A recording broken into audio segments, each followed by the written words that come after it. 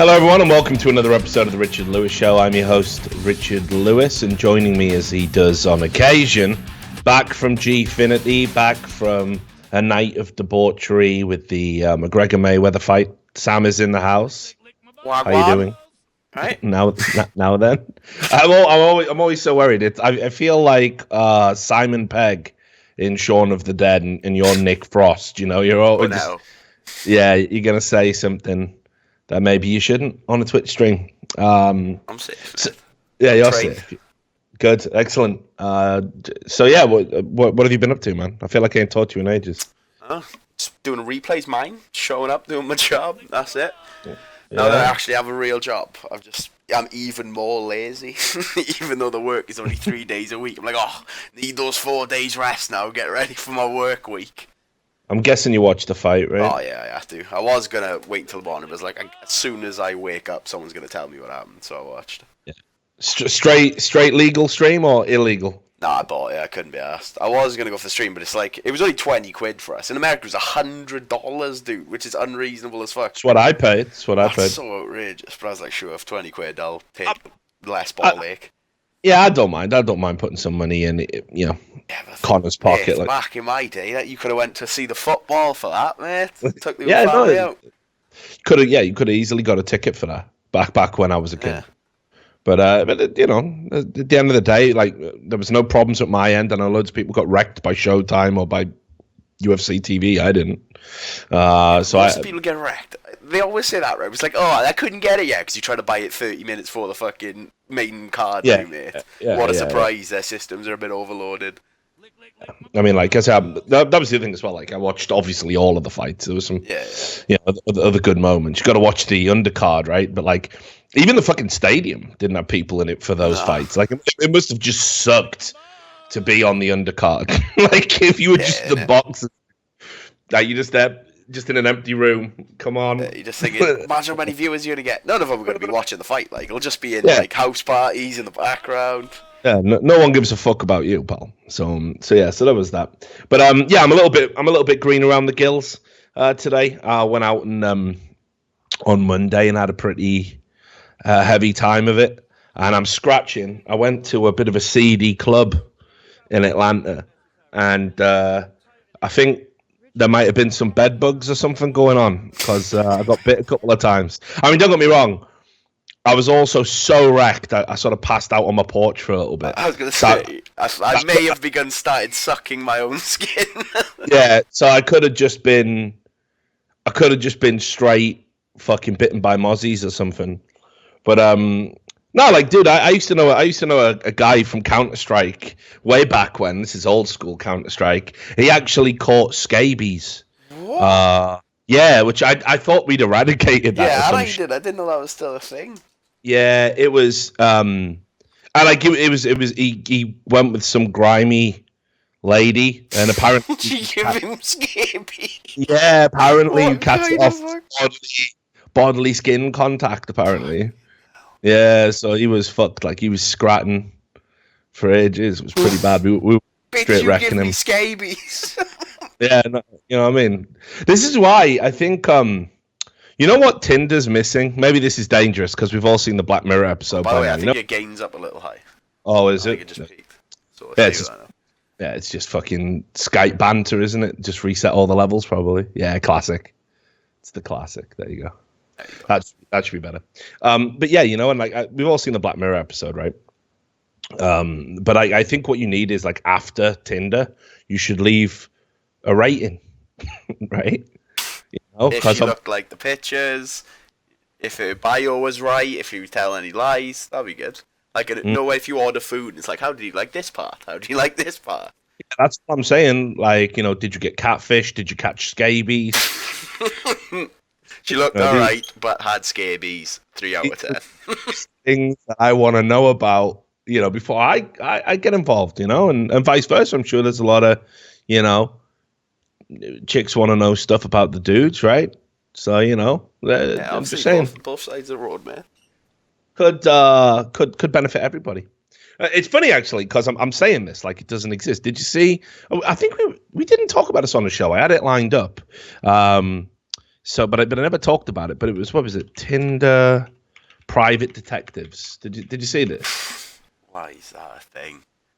Let me just see if I can find it. God, it can't have been as far back as June, was it? Was it? Is that the one? Maybe it was. Yeah, here you go. This is one of the articles about it over in the Independent. You can just bring this up. This has got nothing to do with the show. We're just shooting the shit before we get into the real stuff. But if you just look at this, yeah, basically this is an article. There was a bunch of them, but there was a company who, what it does is it will do background checks on potential Tinder dates. So you like connect with them, and then they'll go away and investigate and give you a report, which is fucking mad, isn't it? But what I thought was really interesting was, this was being presented in like the blogosphere, which the Independent definitely falls in now. It is not a newspaper anymore. It doesn't traffic in journalism anymore. That's all over.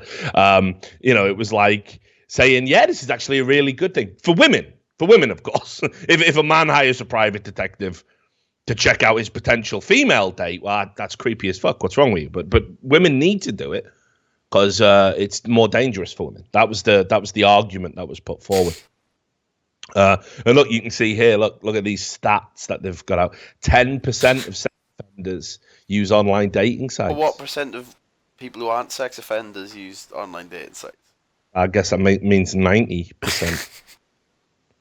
Right? Is it? Oh, yeah, that stat could have been 90% of sex offenders don't use dating sites. 10% of sex offenders. I mean, that's still that might be a really tiny number. Low. Yeah, that's probably 90% don't. Yeah, I mean, because I imagine if you look at non-sex offenders, yeah, it's probably a higher percentage, right? Like, I think so. But it wouldn't matter if it was 10% because there's more non-sex offenders, isn't there? See, they've tricked me there. That's the trick. Glass half empty, glass half full, kind of thing. I'm still recovering from fucking Monday night's debauchery. So I'm probably had half my blood drained from the bites. 3% of online daters are psychopaths. How do they know that? I don't know how you do that. I don't know how you find that out. But 3% of people who date people online are just psychopaths. There's no way they took a psychological analysis of 100 people. Yeah, 3 of those. Yours are psychos. So 51% of online daters are already in a relationship. 12% are married. I mean, again, why are you comparing cheating to sex offense and psychopathy, right? 10% of members on free dating websites are scammers. Now, again, I know this because I saw a report about this earlier. Men are way more susceptible to that, way more likely to get scammed. Shit, the amount of sad stories I've heard. Twitter bots, but wow, click here to sue my vagine. Oh wow, she really likes me. No, but did you see that article that was up on the BBC where it was like, oh, dude, it's like some fucking tragic thing. So I've had these add me on Skype before. You'll get like a female name will pop up on your Skype and you'll accept it. I accept it anyway because I get lots of strangers adding me, give me leads and tell me stories and stuff. So I accept it. And then they say, oh, hi, beautiful. I was just browsing Skype and found, here we go. Yeah, so either a bot or a, anyway, well, there was a story about this dude. I think he killed himself. It's tragic. He fucking had cyber sex with one of these Skype fishers, and they recorded it and then threatened to put it on the internet, right? And then they would just. Is that the play? Is that actually what they do? And they I thought the play was just they lead you to a site and put your credit card in and I'll do something, and then it's one interface. So apparently what they just wreck your life. That's so unreasonable.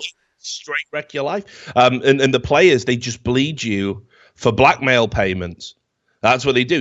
That you go in there. This is why I always say to anybody, if you're gonna record yourself doing anything, hermetically seal that shit. Face out, always.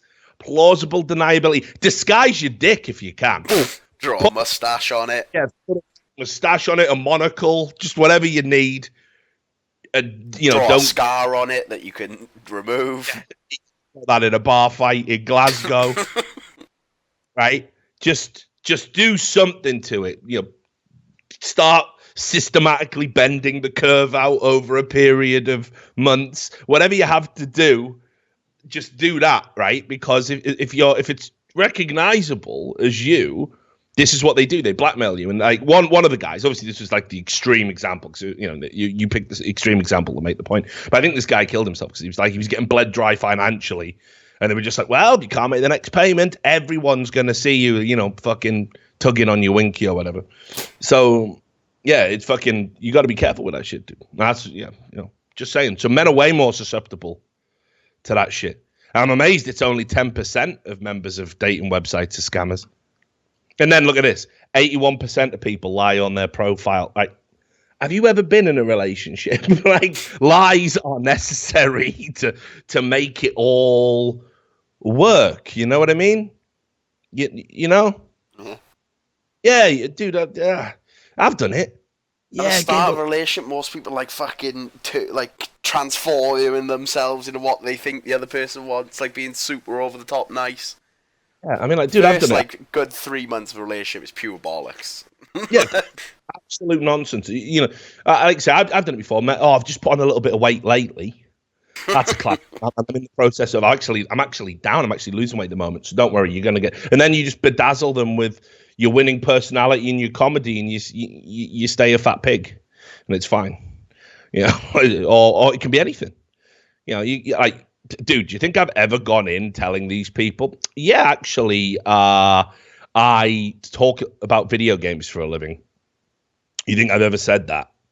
Nope.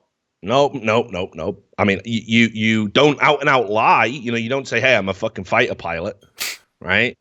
You say, "Oh, I'm a journalist. Host a TV show." Actually, you make it sound as cool as you can. And if they ask what it's about, you kind of just circumnavigate. Games. No, you even circumnavigate. Various things like new sports, like extreme sports in a way. And you just keep going like that. Oh, so like snowboarding? No snow. Like robots sort of stuff. Yeah, you remember Robot Wars? It's kind of like that. Anyway, basically a bald Craig Charles. Yeah, which doesn't mean that I'm gonna spike your drink with crack cocaine or anything. Allegedly. All allegedly. So yeah, obviously you tell lies. You got to tell lies, because the reality is relationships are complicated. Like I've been 5 years deep in a relationship and found shit out about people like that I don't like. You're constantly revising and compromising and everything else. So anyway, I don't even know how we got on this tangent. But anyway, so as you all know as well, we've been completely wrecked by YouTube by now. I mean, complete 100% game over. And it is. God, I got that full-time job of it, because I would be poor. Pretty much a waste of time at this point, even uploading stuff. But I think we're gonna do it. We're still gonna do it just because it's a place to curate it.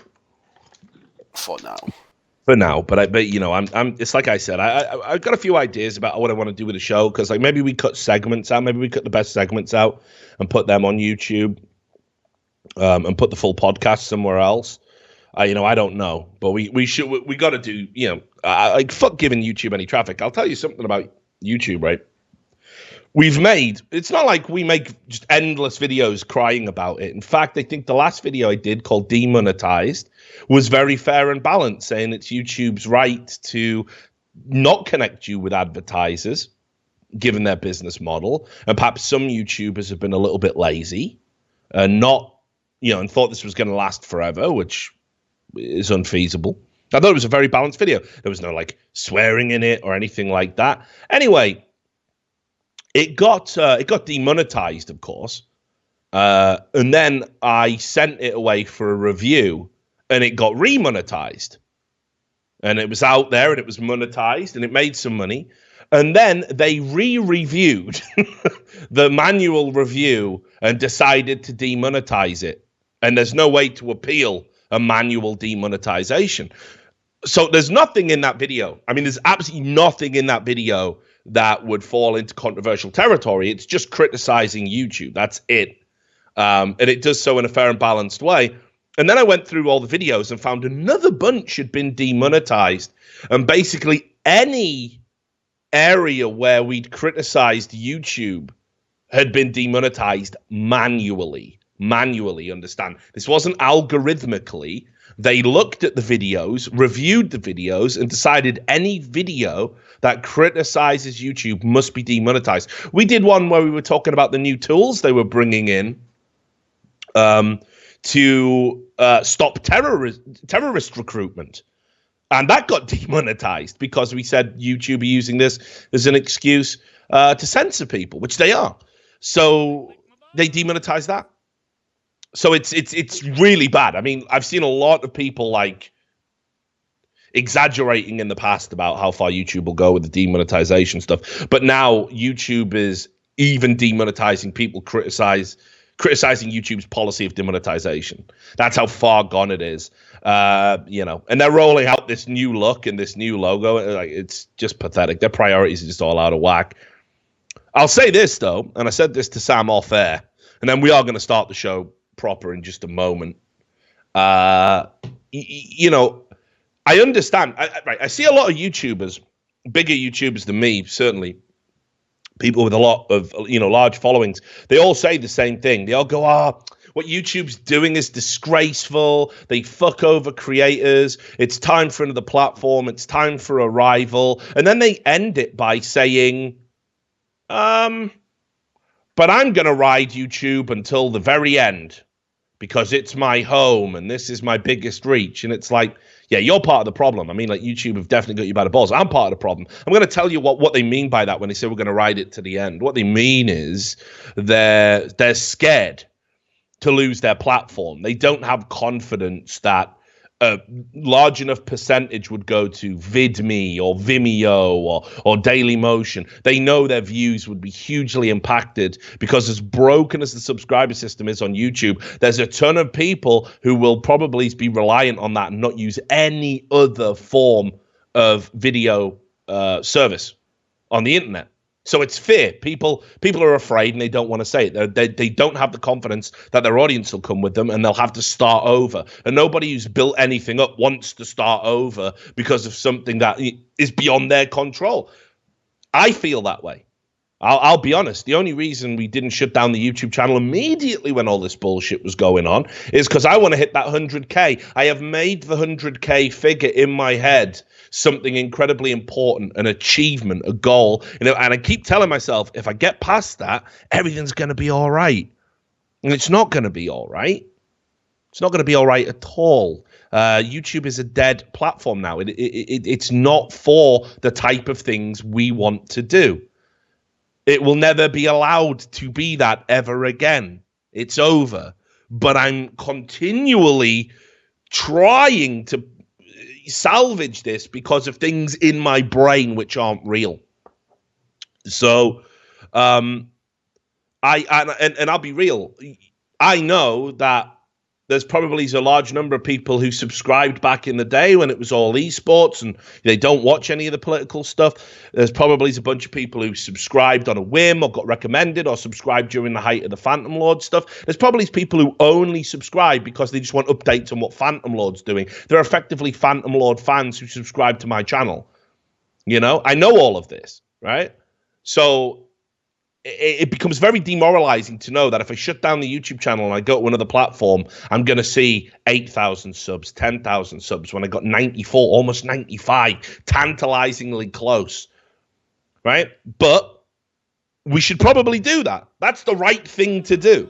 The right thing to do is to sever ties with the platform and not give them a single solitary piece of traffic. That is the morally and ethically smart thing to do. And every YouTube should feel that way. I'd love it if PewDiePie would do it. I said in the past when he threatened to shut down his channel and then it was like, it's just a prank, bro. He actually is one of the few creators who has genuine power over YouTube. And he's nowhere to be seen on this issue. Like, nowhere. I haven't heard him speak about it yet. And I think that's a goddamn fucking tragedy. So, So me and Sam are going to have a long talk, I think.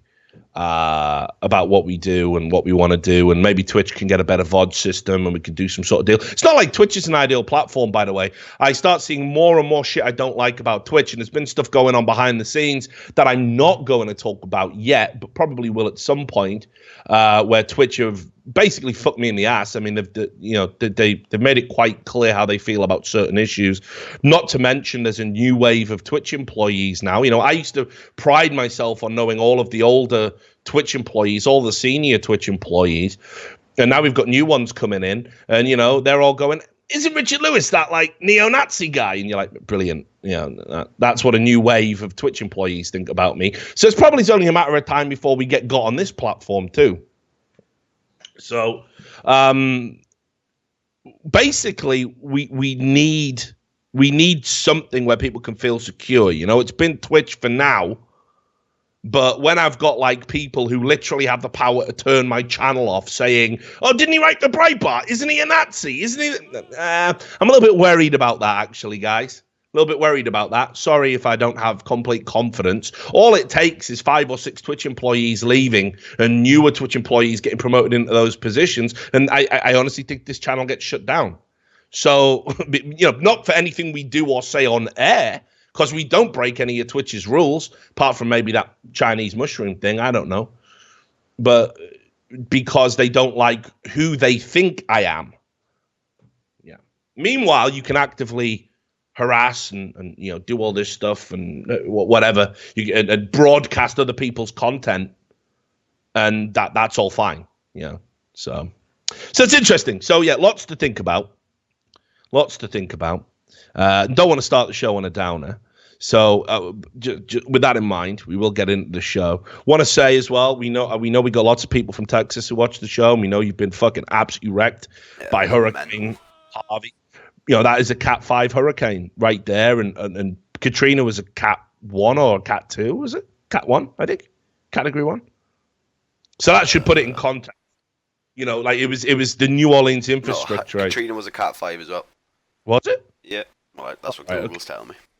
All right, well, there we are then. I thought Cat was. When it hit, it had a Cat 3, though. And then it got worse. And it got worse, yeah. So that should put it in context as to how bad Harvey is. Fortunately, Texas has better infrastructure than New Orleans, so we haven't quite seen widespread devastation. But obviously, loads of people in Texas who have lost everything, and yeah, fucking had called Harvey as well. We got to start giving hurricanes proper names. Hurricane Crusher, Hurricane, Killer. Struck died. Yeah, you know what I mean? Because Harvey, all I can think of is fucking Steve Harvey. Mix them both.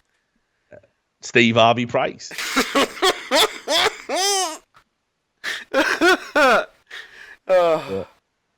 So obviously all the fans that we got in Texas, we're thinking of you guys right now. And again, I'm not going to could have read the fucking winners correct. Steve Harvey couldn't even read. That is true. That is. And the winner is hello, you cunt. So, just in case people don't know what the fuck we're talking about, you can play that. But seriously, I don't want to labor the point, because I am going to do a separate video on the rise of leftist violence and everything statistically. So I'm getting a little bit sick of this idea that if you condemn two sides, you're wrong. I hate that. Like, if you just condemn violence, political violence, if you just condemn it, you... Do you know what I mean? It's like, oh, but you're siding with the Nazi. No, I'm just all violent. Yeah, but that means the only way to beat a Nazi is with. No, it's not. It's not, though, is it? It's definitely not. Like by all measurable metrics, racist ideology, racist thought, white supremacist thought, it's all shrinking. It's not growing. I heard someone say this in person as well, mate. No, like, I'm so used to hearing people say mental shit on the internet, right? But like, it was while I was at GFIN, actually, I just heard someone talking it. He's like, the thing is, people who say you shouldn't hit Nazis are almost bad as Nazis themselves, because the only way you can beat them is by hitting them. I was just sitting there, I was like, God, why is this real? Why is this actually someone's brain? Like, yeah, nobody even pieces it together that, like, oh, but what if we were to erroneously label someone a Nazi? Yeah, if everyone is a Nazi, and then we must kill Nazis, we can kill everyone. So let's get into the show. Well, since we're on this topic, the reason I brought that up is because I wanted to say what's going on. And it might seem a glib point or a trite point or a cliched point. Sometimes you can say something that's really glib and obvious, but it can still be true. What's happening down in Texas? What's happening down in the midst of Hurricane Harvey with communities coming together? That's what represents America and the togetherness and the sense of community. That is what America is about. Not these fucking, rich, middle to upper class twats running around with masks and sticks, beating people up because of fictitious slights that don't exist. The scenes in Berkeley were an absolute fucking disgrace. And again, we're not talking about it on this show. We'll talk about it later. But meanwhile, you juxtapose that with what's happening down in Texas, and you see people coming together. You see photos of people, regardless of color, gender, background, and everybody's pitching in and trying to do the best in a terrible situation. That is what Americans do. That is what America is founded upon. That is the American ideal. And that is what people should be focusing on right now. That's what people should be talking about right now. And we should realize that actually these fringe fucking groups, the Antifas, who were LARPing as fucking freedom fighters, and the Nazis who were LARPing as Nazis, we should just be, do you know what? Fucking just lock them all up, idiots. Or if you absolutely have to, if you really want to follow your fucking killer Nazi, aka punch a Nazi fucking credo to its logical conclusion, go to the fucking Thunderdome. I'll build you a Thunderdome, and you can all have it out once and for all. Pay-per-view. We'll pay off the debt. Just because I'm bored of it now. I'm bored of rich twats with sticks and bats beating people up at events that have nothing to do with white supremacy. Hey, it's a freedom of speech rally, y'all. You know, that thing that's enshrined in the First Amendment. Priorities. The First Amendment, right? The most important thing. Okay. Yeah, we're actually going to turn up in black masks and fucking beat people up. And the mainstream media are going, oh, God, it's just like Dunkirk. It's not like Dunkirk at all. It's got more in common with the fucking brown shirts. What a fucking disgrace. You don't even know your history. Right? So I'm seriously tired of these two fucking groups turning up and just attacking people. Be it, innocent people like Heather Heyer getting fucking mowed down by a car, or be it fucking, students who are just saying, hey, I just want Milo to be allowed to come to campus. Kill him! Enough's enough. Enough is enough. And what Hurricane Harvey has proved is that Americans can still come together despite these lunatic fringe groups trying to drive divisions between people.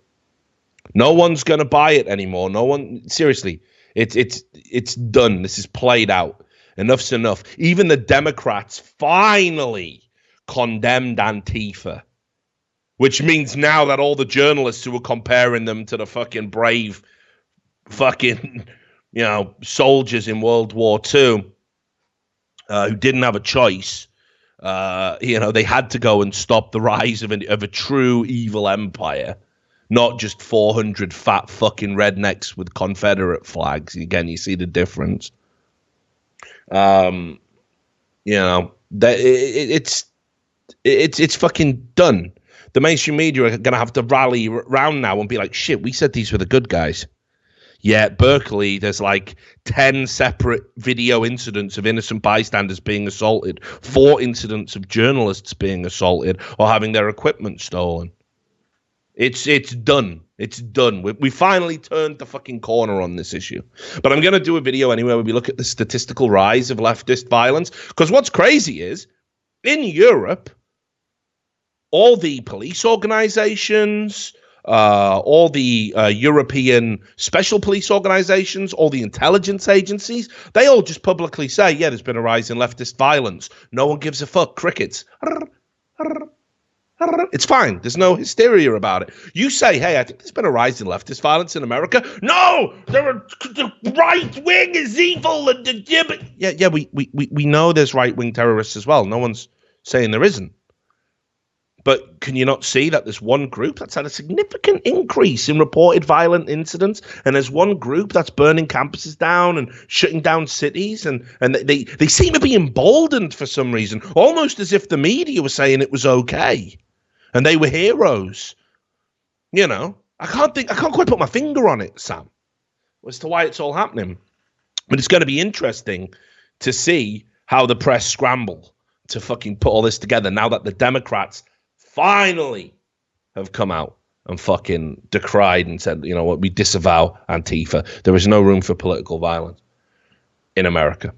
So, as I said, it's fucking great to see that despite their efforts to divide us, we aren't divided, you see. We're all right. We're out there. We're pulling people out of cars. We're fucking helping people rebuild their lives. We're doing charity drives. We've got major political figures on the ground in Houston. People are coming together, and there's nothing that you can do about it. There's nothing that you can do about it. People aren't going to be divided in America. It's all a myth. It's all a lie. It is fear-mongering at its worst. Actually gave me a lot of hope. I was despondent just 2-3 weeks ago. I still think we're losing the culture war. I still think Silicon Valley's a fucking sewer, and we're rapidly entering a dystopian nightmare of one sort. But it turns out that people on the ground aren't going to be sucked in. And that's good. That's reassuring. All right, let's look at some funny news stories. People like funny news stories. This is bullshit, Sam. Football. I'm going to talk about football on this show. No. This is the maddest thing I've ever seen. Like, they are having a laugh, right? So, you know Xavi? Remember him? Arsenal midfielder. I know this sounds like such a deviation, but that's what we do on this podcast. It's all over the place, right? So Xavi, right? Legendary Barcelona midfielder, one of the best players of his generation, glittering career. He's out and he plays in Qatar now. Earning that big oil money. Oh, yeah. He plays for a club called Al Sadd. And they're a big Qatari sports club. They've been picking up loads of ex, kind of legend footballers to go there, right? And he's won a fucking prize. It's so mental. I can't believe this is real. So there is a bank, okay, who are out there in Qatar. And apparently what they do is they do like these $1 million prize draws every year, right? And Xavi won it. Right? I know, it's mental, right? He's won it. And this bank obviously has ties to all of the clubs and ties to the league. Of course. So Xavi put this statement out, right? Right? I know, it's mental. I can't believe it, mate. I can't believe it, right? Winning the 1 million cash prize was an unexpected but welcome surprise. I had opened my account at Doha Bank on December 5th, 2016, as I had taken an interest in their program after hearing about how Doha Bank encourages as if customers. He's just plugging them, mate. It couldn't be any more obvious. I'm so thankful for this prize from Doha Bank, which offers the #1 service in the country. Yep. Right? What the fuck? So I take an interest in their program after hearing about how Doha encourages their customers to save money and get a chance to become millionaires, as well as the opportunity to win other cash prizes. I started to invest with the Aldana Savings Program, aiming to win the 1 million. It sounds like a sponsored post. Oh, dude, it's sounds unreal. Like it's going to be a hashtag ad at the end of this tweet or something. Today, I can say I'm happy I opened an Aldana savings account and invested my savings. I would like to thank Doha Bank for this opportunity, and I wish the same luck unto the other Aldana customers in the future. So one of their most high-profile sporting customers who literally hasn't had the account a year wins their $1 million prize draw, gives them a glowing endorsement about how they save money and can make people millionaires. Absolutely ridiculous. I mean, look, far be it from me for than a games review that shit was, mate. So far be it from me to suggest that any corruption has taken place there, right? But I don't know if people know a little about Qatar and how fucked up Qatar actually is. Like, I mean, it is unbelievable. You know, they're one of the biggest human rights violators in the world right now. They're going to be hosting the World Cup in 2022, I think is the one they won, which is absolutely ridiculous. They have no sort of historical ties to football, sports, anything like that. I mean, as a country, they were only independent from like the 70s, early 70s. And the people building the stadiums, it was effectively slave labor, right? They were literally. Listen. Let me find it. Qatari slavery, right? Here you go. So, yeah, basically, they enslaved people to work in appalling conditions because Qatar is pretty warm. Yeah, unbelievably warm. And basically, they were just enslaving people to work in the baking heat, literally work until they die. What the fuck? Yeah, people were just getting worked to death. You can literally Google this, and it was absolutely condemned as a human rights violation. It's a work violation. People are trying to sue them and all this, but Qatar are like, we got to get up to speed. So they worked it out.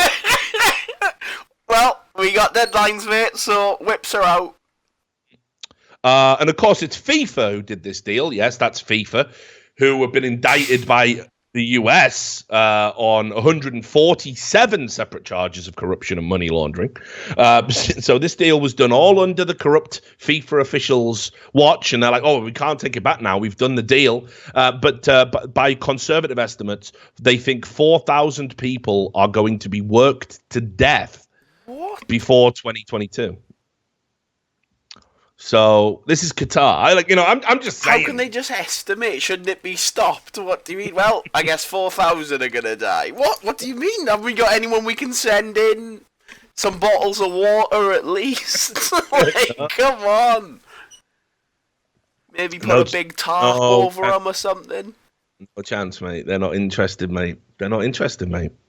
So, again, I didn't plan doing a bit on this on the show, but I just thought this Abbey story was unbelievable. People can go and, I urge you to do it. I think there's some good write-ups. I think the Daily Beast did a good thing. There was an article called Qatar's Slave Labor, Why It's Getting Worse or something like that. I remember reading that at the time. People can go and look at these numbers there. But it is absolutely ridiculous. And, of course, on top of that, it's a country that has implemented Sharia law. Sharia, the Wahhabist interpretation of Sharia law. Yes, that's the bad one, right? That's the bad yin. That's the old death to the West and all that. Yeah, and as a result of that, people are like, well, will you be able to consume alcohol and stuff? And as a result of all the money that comes into the country, they've actually relaxed that law for people who aren't Qatari nationals in certain hotels, right? And there's one business in the whole of Qatar that is allowed to import alcohol and pork. No one else can do it. No one else can touch it. So, like literally, if you're a Brit going over there for the World Cup. How is that reasonable? How is this allowed? Oh, and also as well, they did a modesty, what they called a modesty campaign, and they told tourists, including ones coming to the World Cup, don't wear skirts, leggings, short dresses, or tight clothing. Men shouldn't wear shorts. Yeah, let's call off the World Cup this year, shall we, boys? Let's just cancel it. Right? I don't understand why anybody thought this was a good idea. Like, do you know what I mean? Like, apart from the fact as well, I mean, even if Qatar wasn't this horrific, corrupt country that's literally using Bangladeshi slave labor to build these stadiums in time for a deal it only won because of brown envelopes that were paid to FIFA officials. Even if none of that was happening, the temperature is too goddamn high for a football match. You can't run around in that heat. They're literally worried that somebody will die on the pitch. Because they're doing the World Cup Why is it allowed, mate? Someone's got to grow the fuck up and tell Qatar to fuck off. Like, this is retarded. People are getting paid mils, and someone goes, yeah, why not? Yeah, get the slaves out, and we'll fucking roast Rooney alive. While we'll fucking cook some bacon on his head while he's dying. What the fuck are these people doing, mate? Mental. Like, honestly, you should go read. You should read up on it. Honestly, it's mind blowing how fucking retarded this whole thing is. Like, I'm just like, yep, Qatar, the perfect place for a World Cup. You know, the World Cup where we all come together and we celebrate, you know, different cultures, and we all have a drink and we all party, and it's all about the football. You know, yeah, let's. The stadiums are built on death. Enjoy that, right? You are literally sitting on the bones of some poor Bangladeshi worker who got horse whipped to death because he couldn't lift bricks anymore. Have fun in your fucking VIP seat while you're doing that, while you sip on your non-alcoholic beverage in the blazing 6,000 degree heat. You know, if you got shorts on, by the way, 100% stoned to death. 100% stoned to death. Yeah, like, you know, Qatar, the only place that's hotter than Qatar is fucking Mercury, right? Let's have a World Cup there, shall we? It's mental, you know. But so hey, unreasonable, mate. Imagine how much money was given to allow this. Yeah, it's unreal. And, like, obviously, you know, hey, it's all right because a bunch of fucking cunts at FIFA got money. Yeah, it's all good. I'm in a bathtub of blood diamonds, mate. Give a fuck. That is just there, fucking, you know, lighting a cigar with a fucking, you know, Bangladeshi blood-soaked $200 bill. You know what I mean? Fucking, it's unreal. You can't believe it's real. Like, this should be talked about way more. It's an absolute disgrace. It's modern day slavery. Do I need any more words added to that sentence to be unreasonable? No, they don't give a fuck, mate. Like, serious. Like, literally, it's like, so FIFA, yeah? What would you say the values of football are in that, right? And it's like, oh, yeah, it's about coming together, representing, you know, diversity and all of it, and the unifying joy of football, or even the people who call it soccer. Yeah, and we you know, our countries come together and we compete on the pitch, and it's all handshakes and sportsmanship, and fans get to interact, and it's just a beautiful thing. It just shows that football is its own language. All right, so a country that traffics in slavery, how does that just fit into your ideals? Yeah, but money as well, though. Sorry, we left out. Yeah, blood diamonds is also in that triangle somewhere. 100% left out all the mills, didn't we? Sorry, yeah, you know, there's all that stuff, but mills. You know, it's wild as fuck. It's wild as fuck. Honestly, I've never seen anything like it, man. Imagine if, like, a big footballer just dies in Qatar, mate. You just hate. I remember watching a game when fucking Mark Vivian Foe passed away, and obviously we all remember Mwamba, who fucking fortunately didn't die. And it's a horrible thing. It's a fucking horrible thing. But let me tell you, you know, your body's going to be working overtime, and I don't mean like Top Gun. Yeah, it's like fucking a horse race, isn't it? When the horse just dies, it's going to be the exact same. You've got to sprint in extreme heat. Let me just see if I can find out what the temperature is going to be in Qatar for the World Cup. Warm. Forecast is warm. Let's have. Okay, here you go. During the average daytime, most of Qatar exceeds 120 degrees Fahrenheit. That's 50 degrees Celsius. Oh, get me out, mate. You literally fry an egg on that. 25 is like, oh, a bit beefy in it. 30 is beefy. That is just death. Yeah. I mean, and so, yeah, we'll just, I've seen no problem with this. Like, that is just so insanely They're going to have to make it like a roof with, like, massive space air conditioning. Well, here's actually one of the things like Qatar said they were going to do is that they were gonna fix it. They were gonna We're gonna fix it. They were gonna invent new technology, special cooling technology, right? Well, they can't just say we're going to invent it. Yeah, we'll fix it, mate. We'll invent something. This was a move approved by a FIFA task, right? That they were like, and Qatar said, "We'll just invent the technology." That is literally like.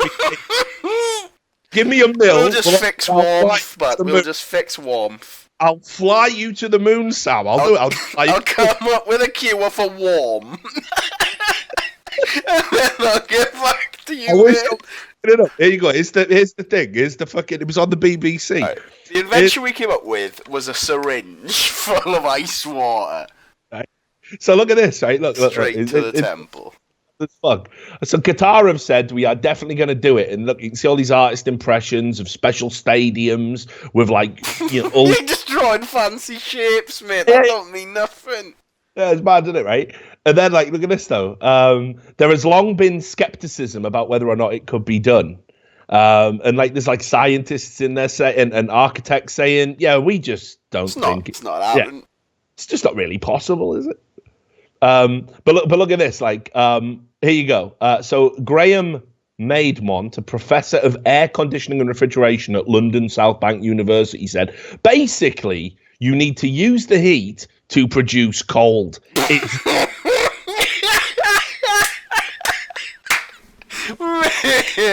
I've got this shit nailed, mate. I just changed the warm to cold. I've got it sorted. He goes, it's doable, but it's going to be very, very expensive. And it's going to have to use lots and lots of kit, meaning, scientific. Yeah, all that science shit, mate. Yeah, it'll be all right. We just need some science shit. And need to make that warm into cold, and we'll be sound.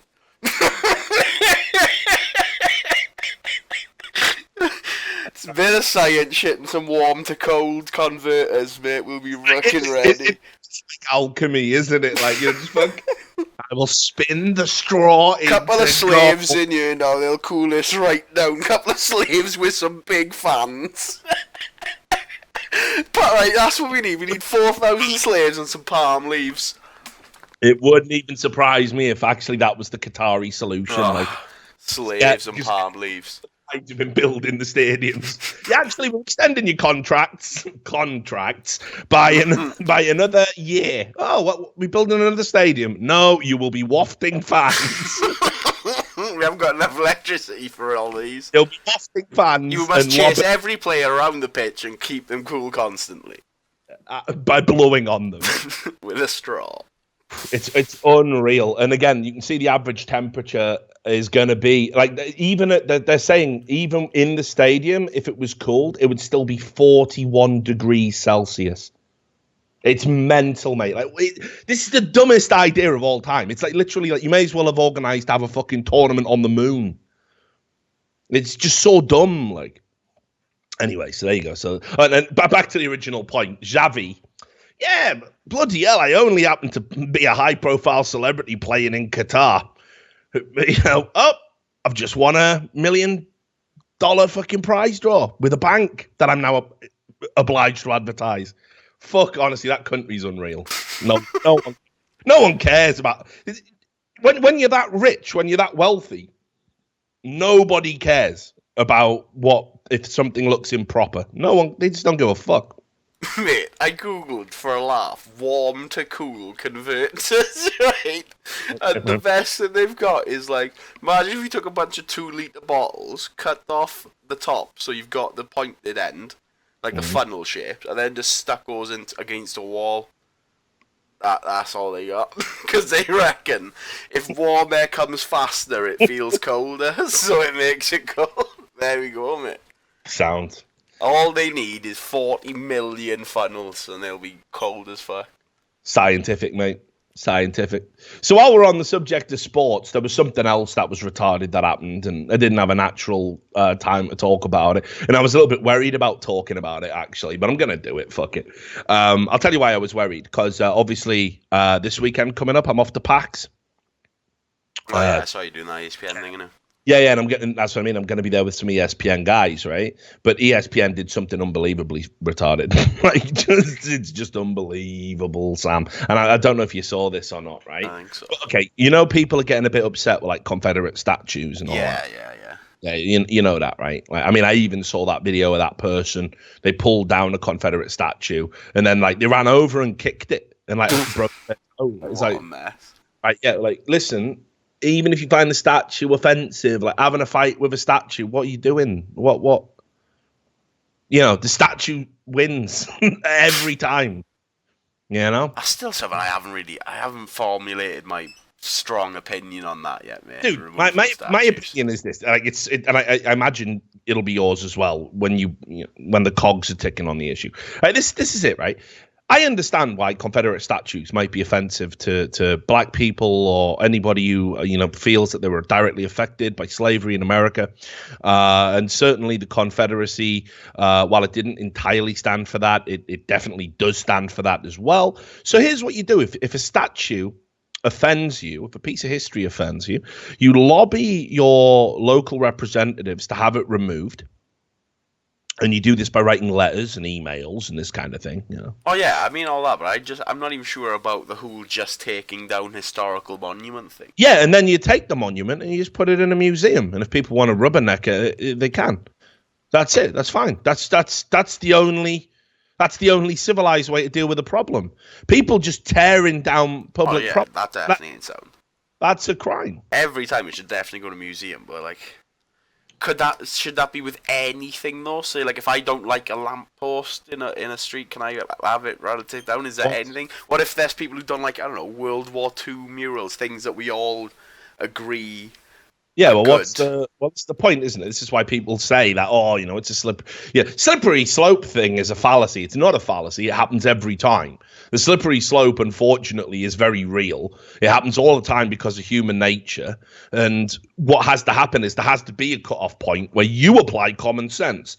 And that's what we're sorely lacking in Western society at the moment. We're just lacking common sense, That's how you end up with 380 unprovable genders, but somehow politics is just binary. You're a Nazi or you're not, right? Interesting that. But anyway, so what ESPN did here, and I couldn't fucking believe this. Right, Robert, because I don't know how much you know about the American Civil War, and I won't patronize, but there was a guy called Rob Lee. Rob Lee was the midfielder for Newcastle under the Keegan. Bruce Lee's cousin. And obviously related to Bruce Lee. But Robert Edward Lee, and he was the general of the Confederate Army from Northern Virginia, blah, blah, blah. And he survived the whole conflict and surrendered in 1865. So he's obviously an iconic general. And after Charlottesville happened, where there was groups of people waving the Confederate flag, which I said at the time is completely retarded. Like, you can't call yourself an American patriot and wave a Confederate flag. The Confederacy wanted the abolition of the Union. They didn't want to be part of America in the sense that we have it today. So you either, if you support their values, you're not a patriot by definition. Anyway, so there was a college football announcer called Robert Lee. Right, and he was due to do Virginia's season opening game, and ESPN said we're going to pull him from the broadcast because he's called Robert Lee, the same name as the Confederate general. Now, here's the thing, Sam. What do you mean? I know, yeah, right. Now, I don't know if you right, here's the problem. No problem. It's fine, but there is no way you can mistake this guy for being a Confederate. Do you know why, Sam? He's the Asian kind of Lee.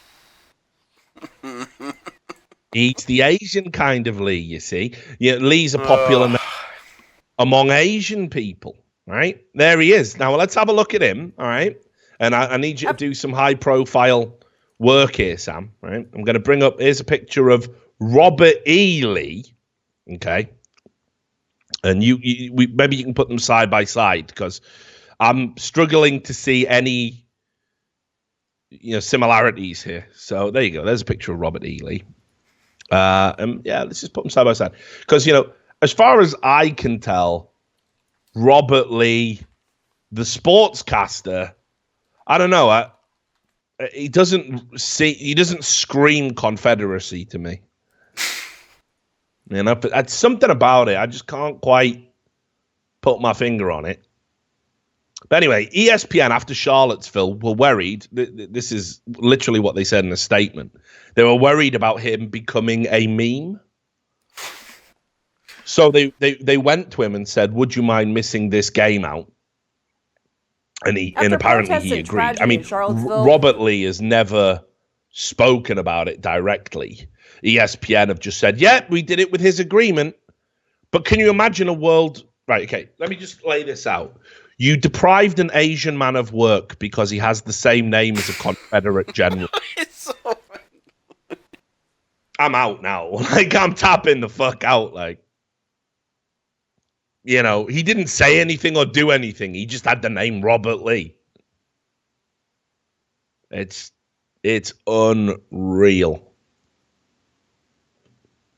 So yeah, they wanted to shut it down because they were worried about him becoming a meme. And in doing that, they what meme would that be, by the way? Look, Robert Lee. Wait. It would have been Robert Lee returns to Virginia. Lol, is a Confederate flag. Lol, that would have been the meme. Like, good memes, like. Yeah, I don't think it would have took off by any stretch. So anyway, so there you go. So we did that. Okay, here's another person we talk about on the show a lot. Louise Mensch. Fucking hell, here we go. Oh, mate. Her box is gone again. She's back on the gear. Oh, this is it, though. This is she's finally been caught. Right, basically. Yeah, no, but... right. There was a video of her doing a line, then. But now everybody knows that all the shit she's been saying about Trump is a delusional fucking fever dream of a beaked up mentalist, right? just here you go. She got hoaxed. And so those of you who remember what Louise Mensch basically used to be a conservative. All right. Yeah. We'll get to that. She's had an interesting life, and look, I don't think these things should disqualify you from serving in public office. I think if you've dealt with mental health problems and you overcome them, and I think if you've dealt with drug addiction and you overcome it, you're actually a good person to be a politician and maybe inform some of those policies to help people because you actually know what you're talking about. You're not one of these stuffy old assholes who are like, oh, the marijuana makes you listen to jazz music and rape women. Like, yeah, all right, okay. I don't want you voting on what I can and can't put in my body. Thanks very much. But, Louise Mensch, she's been out there. She's had a life. She's even written some fucking adult 50 Shades of Grey style fiction that came out after this report. But here's the problem. After Trump got elected, she'd already stepped down from public office as a conservative politician. And I know Louise. I've said this before. We've had a very brief interaction, but she was one of the big vocal proponents about Tim Hunt, the scientist who got hounded by feminists for making a joke. Three feminist journalists conspired to lie about him and basically ruin his career. So I always thought she was sound. I was like, yeah, fuck it. Maybe she does like the party. She likes to sniff. She's reasonable. Yeah, I'm all right with it. Yeah. Oh, perfect. My kind of politician, right? But unfortunately, when Trump got elected, like a lot of people, she just had a psychotic break. Yeah, the box just went. And she'd been writing to Hillary Clinton. This came out and stuff. I think she was in the WikiLeaks, that she'd had communications with Hillary Clinton offering to do an advertisement for her, a campaign advertisement and all that. So even though she was a conservative in the UK, she was very much aligned with the Democrats and Hillary Clinton in the last election. So anyway, after Trump got elected, she started her own blog and writing, and she was disassociated from Heat Street somewhere along the line. I assume because she was mental. But she started writing about all of this stuff about Donald Trump. And some of the claims were outrageous. Like she would tweet out, they're going for the death penalty. You'd be like, for what? He's not been found guilty of anything. Why, she's made some elementary errors as well. Like she would tweet out that, the fucking Department of Justice has applied for this, and then people would reply saying that isn't in the Department of Justice's remit. That's not how it works in American law mechanically. So, she was clearly losing it. But a lot of people did. I mean, shit. If we went through and broke down every lie that was ever printed about Donald Trump, you don't have almost, if not, well, you'd probably be level pegging with the amount of lies Donald Trump himself has told, right? There's just no truth out there anymore. No one gives a fuck. So anyway, she put out some unbelievable allegations, as did another writer called Claude Taylor, who's like one of her minions, who like rose to prominence. Now, Claude Taylor is another seriously disturbed individual, as far as I can tell. He runs a Twitter account, which I'll bring to you. It's called, you can just bring it up and you can have a look at how much of a omni shambles this cunt is. He runs an account called True Fact Stated. And what they do over at True Fact Stated is, and this is a guy, again, with experience. You can see here, he's like, served on White House staff. Like Waldo, though, bro. I don't know, bro. Right? But if you just look, he's getting sued by Cassandra Fairbanks because he made like mad allegations about being a Russian agent. He's fucking all over the place, this guy. And he's like saying it's all part of some big conspiracy to shut him down because only he knows the truth and tells the truth. Well, it turns out both him and Louise Mensch conspired and just made up a fucking story predicated on the back of somebody hoaxing them. So here you go. I'll just read you this from the Guardian write-up. The hoaxer, who fed information to Taylor by email, said she acted out of frustration over the dissemination of fake news by Taylor and Louise Mensch. Their false stories about Trump included a claim he was already being replaced as president by Senator Orrin Hatch in a process kept secret from the American public. Massive. Didn't happen. Taylor asked no questions to verify my identity, did no vetting whatsoever, and sought no confirmation from a second source. Now, I'm a journalist. Some people will dispute that. But this is what I mean when I talk about the standards that journalists are held to. There is absolutely no way, even in the realm of esports, that I would take an anonymous source whose identity I couldn't verify. I vet all of my sources fastidiously. And also, I always try and get a secondary source once I have information that I believe to be legitimate. That's basic shit. That's ingrained in you when you're a journalist. That's exactly how you're supposed to conduct yourself. This Taylor guy, who has the account True Fact Stated, may as well be called My Demented Brain. I talk shit. Did nothing. And it gets worse because not only did he not verify what this person said or what they were saying or how valid they were as a source, what he also did was he then kept prodding the source to give him things he wanted, right? So after being approached for comment by The Guardian, he said, he posted what he said as a mea culpa and said, as a citizen journalist, I acknowledge my error and do apologize. He's later renounced it and said he's not a journalist at all. But basically what he was doing was, he asked her, quote, is there anything you've heard that is really going to shock people? An oh my God sort of thing. In another message, Taylor conceded that he may have been going farther than he should, and by posting tweets that exaggerated the false tips she was giving him. So the false tips weren't enough. He was even exaggerating them further. Now, where Louise Mensch comes into all of this is she's now got her own blog called Patrobotics, which you can bring this up. I mean, this is like, it's just embarrassing that a former politician would have a blog like this. Because just look at it. Exposing Vladimir Putin's war on America. Right? Now, Vladimir Putin's not really having a war on America no more than any superpower would have a war with any other superpower, really. And it's just non-stop dribble. This is another story that she posted here. The top story here is a debunked and disproven report that Trump models from the Trump Model Management Agency were trafficked. That they were human. There's a human trafficking operation that Donald Trump is involved in. And it's been completely debunked. She hasn't deleted the article. She hasn't amended the article. She's got the article pinned on her Twitter feed right now, which I'm blocked from. She blocked me, Sam. Also, when it's saying Trump Model Management recruited models as young as 14, isn't that no? Like, yeah, children do model. With the headline, Pimp POTUS. Like, children do also get jobs sometimes. So the Patrobotics blog is an absolute fucking disgrace. I mean, it's a complete fucking shambles. I can't believe anybody would think that it's real.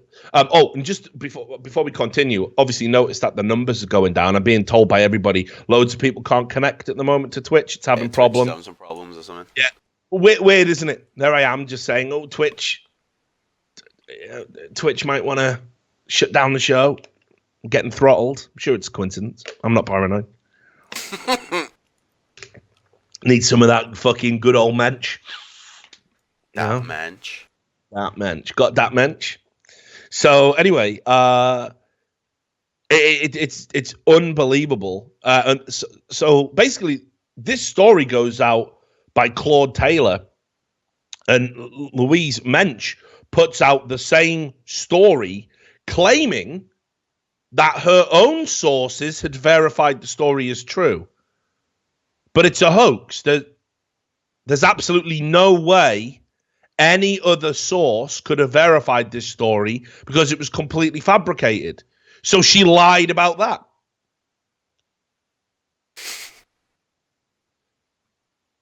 Right? I mean, and just look at some of the things this Claude Taylor claimed.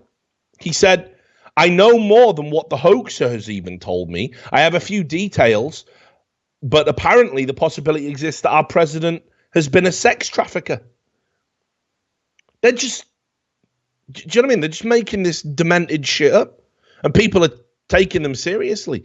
This guy, as a result of the lies that he tells, this guy has a following of, like, what is it, 150,000?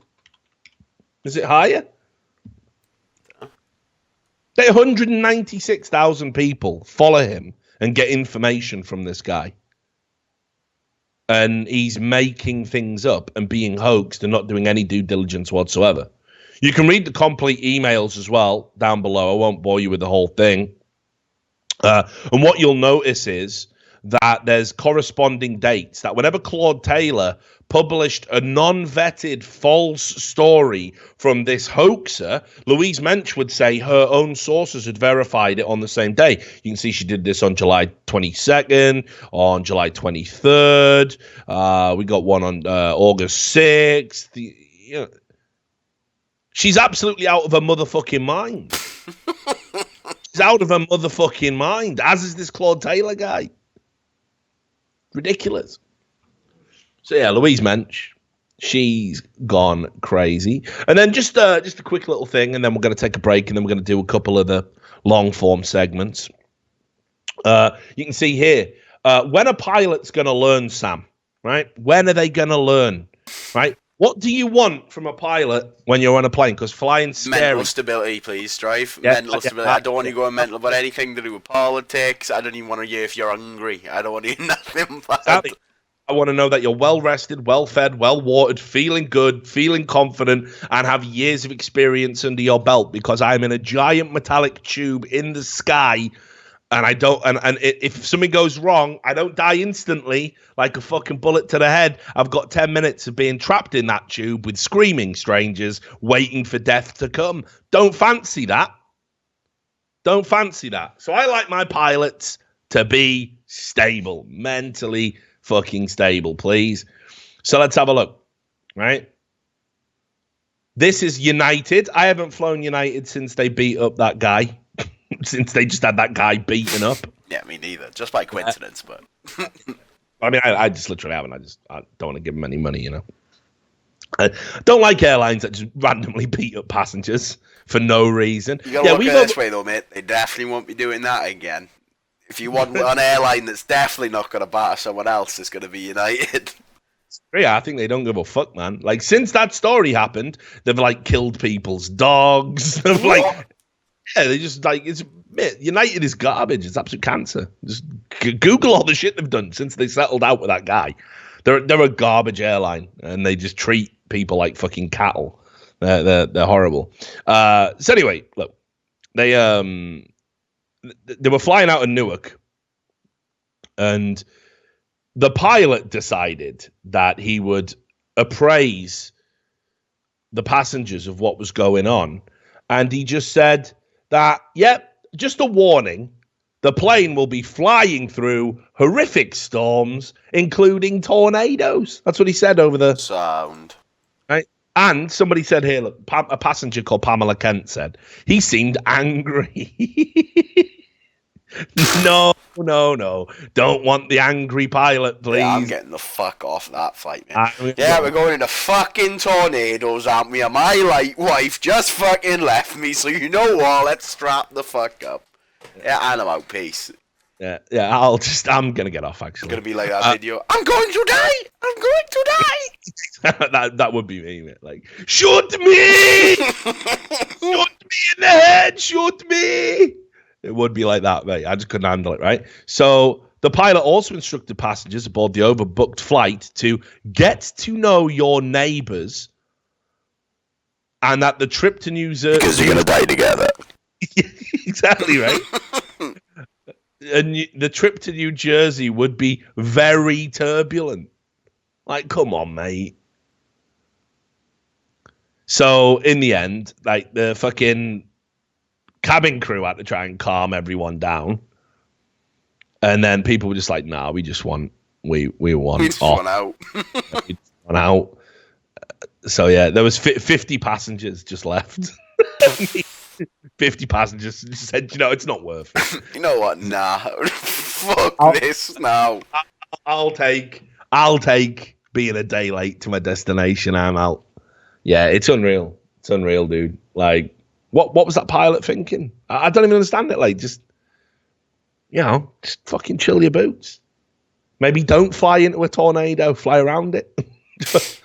I don't know how this works, but if you can turn warm into cold, you can fly around a tornado, can't you? Oh yeah, is this what you're on about? Giant rabbit found dead. A giant 10-month-old rabbit named Simon expected someday to become the largest.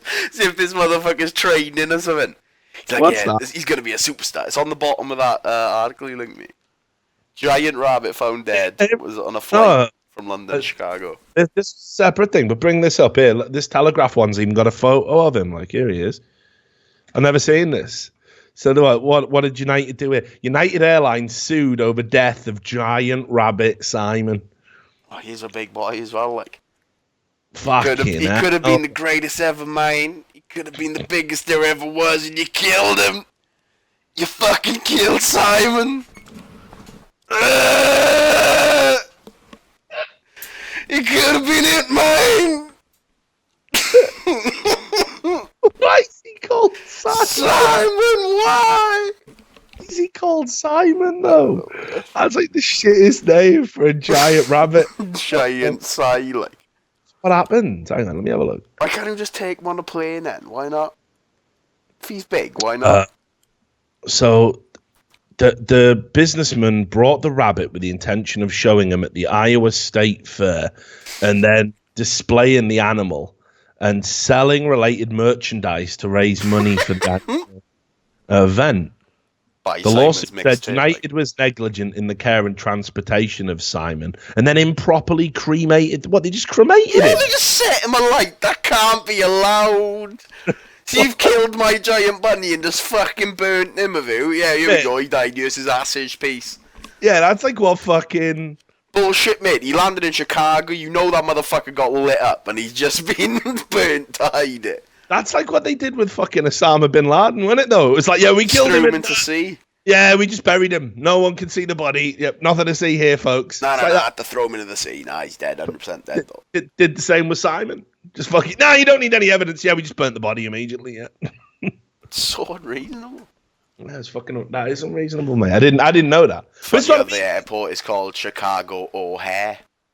More like Chicago No Hairs now, mate. That motherfucker's been put down. Set a light for no reason. If you've been on something again, mate.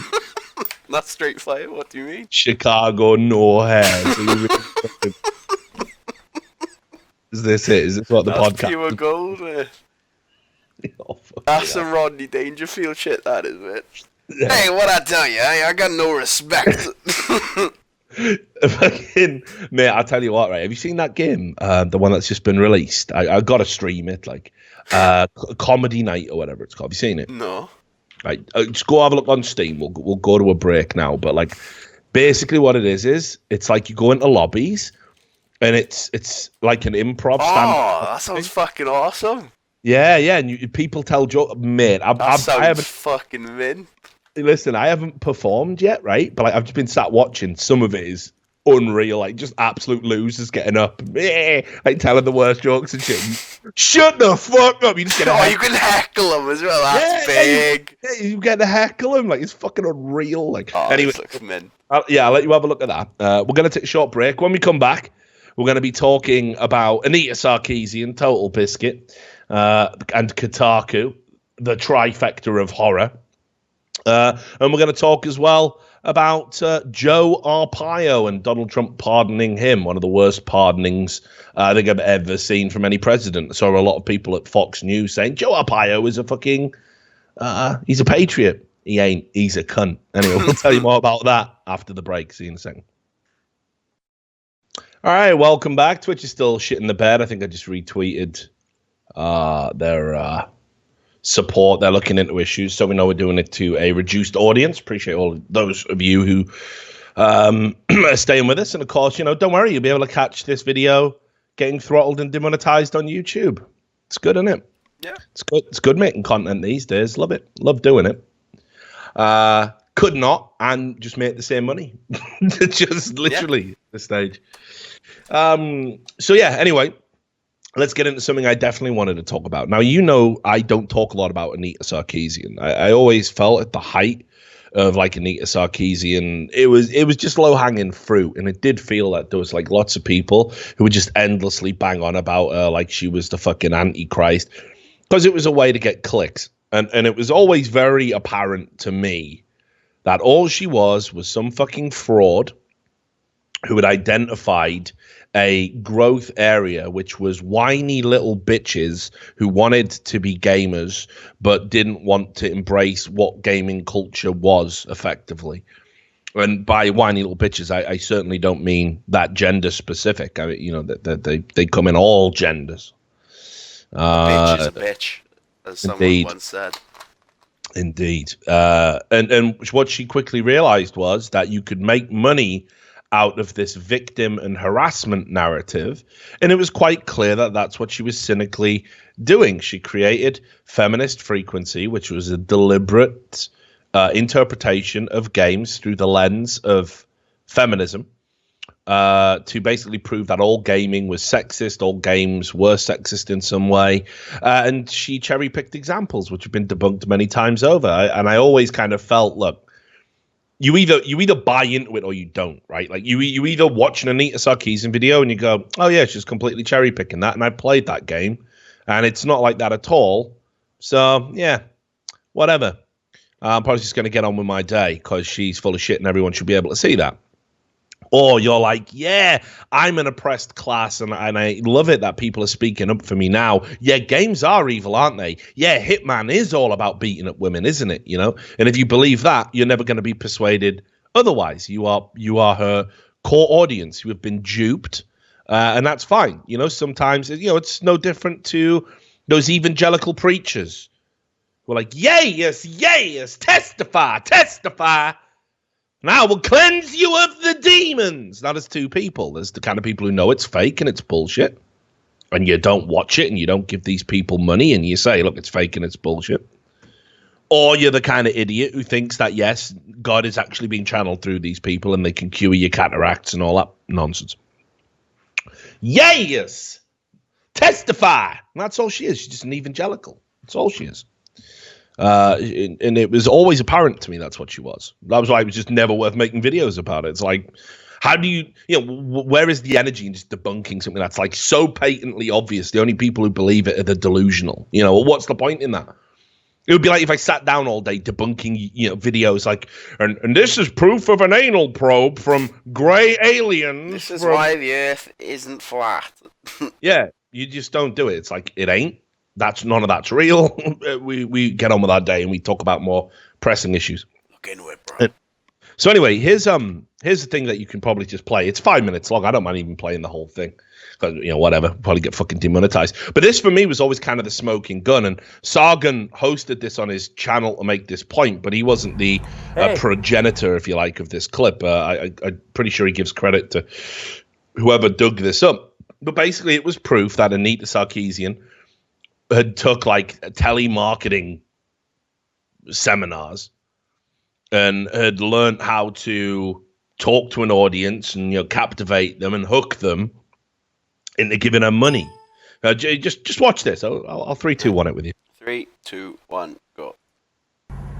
Hey, well, it's Alex Mondosian again, and it's another Teleseminar Secrets tip. I'm in my car right now and driving around, and I want you to know that you can build your business through teleseminars in teaching and training your affiliates who are treasure maps that lead the treasure chest full of other treasure maps. You can do that utilizing teleseminars. I don't know why people don't do this, but you can have a teleseminar to pump up your affiliates and have them promote on your behalf. Are you willing to take 3 years? Pyramid. And again, look at the way this fucking idiot carries himself.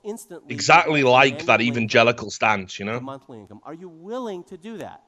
Who has a cause besides me? My God, look at him. Will you let Jesus into your heart? Yay! Accept it into your life. Do a teleseminar today. In their mind that they would like to get across to millions of people. That's what you need. A mouth, a message, and look at this fucking rat human hybrid, but people get smitten. Hi, my name is Anita Sarkeesian. I'm from Speaking of rat human hybrid, and my website is neonandchrome.com. And I just want to let you all know how amazing Alex's Teleseminar Secrets was. It really motivated me to get my own business started. In my current day job, I saw how teleseminars could change the face of your business and make a lot of money, but I didn't really understand how it worked. And I'm only 23, and I've already started my own business promoting teleseminars for small businesses around me, and it's really made a huge impact on my life. I'm Anita Sarkeesian, and I run the video web series Feminist Frequency. As a pop culture critic, I look at movies, TV shows, comic books, and of course, video games. Please donate any amount you can to bring this video series to life. Go check out the Kickstarter page where you can see all the details about how the project is continuing to evolve, including 7 new bonus videos and a classroom curriculum. There you can also pledge a donation to help support this project. Just click on the link in the description below. The Ambassador Award honors an individual who has helped the game industry advance to a better place. Anita Sarkeesian's work has done just that. Anita saw an opportunity to create, in her words, a space where feminism was easy to engage with in an accessible way. While still in grad school, earning her master's in social and political thought from York University, she created Feminist Frequency, a video web series that explores the representation of women in pop culture narratives. Her early videos focused on popular film, TV shows, and even advertising, focusing on deconstructing stereotypes, patterns, and tropes associated with women. She asked for a modest $6,000, which was easily funded within 24 hours. By the end of its run, the Kickstarter netted roughly $159,000 from 7,000 backers. Anita has since become a spokesperson for the dangers of online harassment and gave a TED Talk that has close to 500,000 views. It is my honor to present the Game Developers Ambassador Award to Anita Sarkeesian. Thank you so much for this. Please welcome Anita Sarkeesian.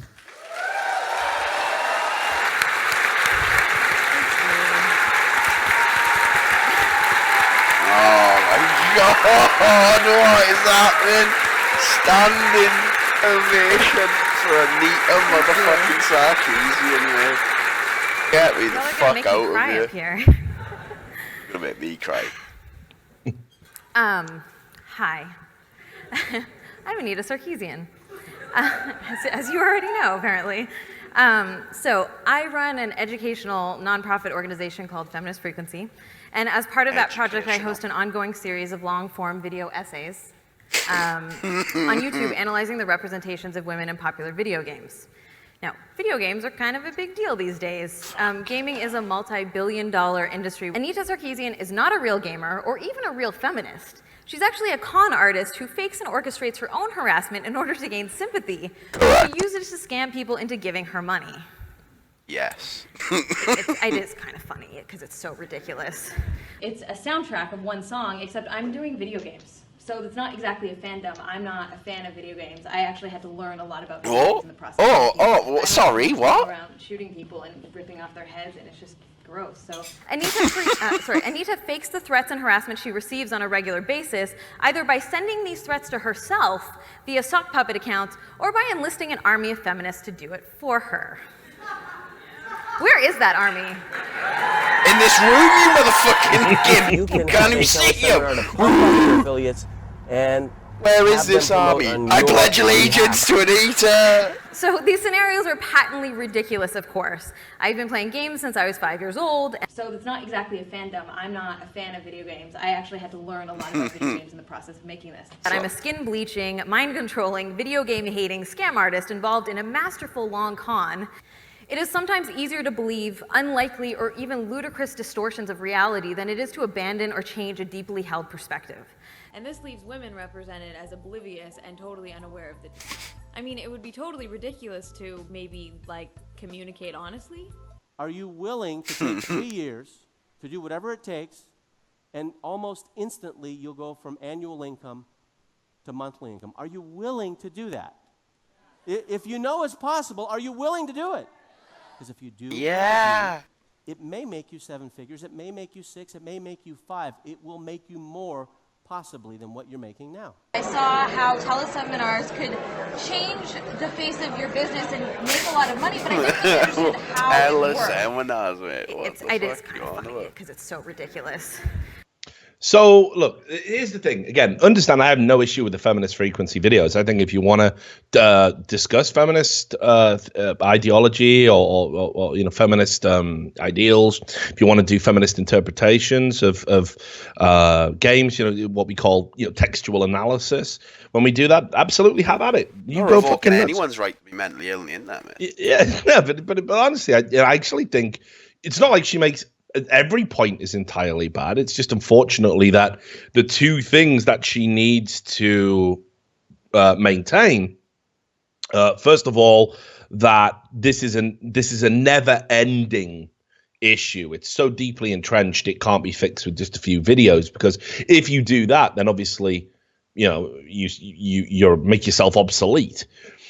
And the other thing is you've got to constantly push this harassment narrative. Absolutely, which is why she gets invited to all of these panels now to talk about harassment. Now, I'm not saying people haven't tweeted mean stuff at her, but let's be real. When the FBI did a fucking investigation into the Gamergate harassment, they found not one credible threat aimed at her or anyone else. And in fact, when she pulled out of a speaking engagement due to a bomb scare, it was just deemed to be a ridiculous hoax, and many people suspected that it was something she herself had done or been involved in or orchestrated because it gained her a lot of attention, a lot of news. A lot of people do feel incredibly protective of people, not on a gender basis, but if you see somebody who just wants to talk and just wants to espouse ideas, and there's a hateful group saying, hey, we want to kill you if you say those ideas, our natural inclination is to kind of want to protect the individual or the group affected by that, because, again, the average normal human being believes in people's right to free assembly and right to free speech. So what I quickly realized about Anita as well was that she wanted absolutely to have the kind of rights to be the only person who can talk about harassment. She got really jealous if anyone else was ever approached about it. And certainly if they were male. And she wanted to be kind of like the poster person, the pinup or whatever you want to call it, for harassment online. And if anybody else kind of moved into that market, she became very hostile and very aggressive. And we saw something like that with Boogie. We talked about that a little bit on the show in the past.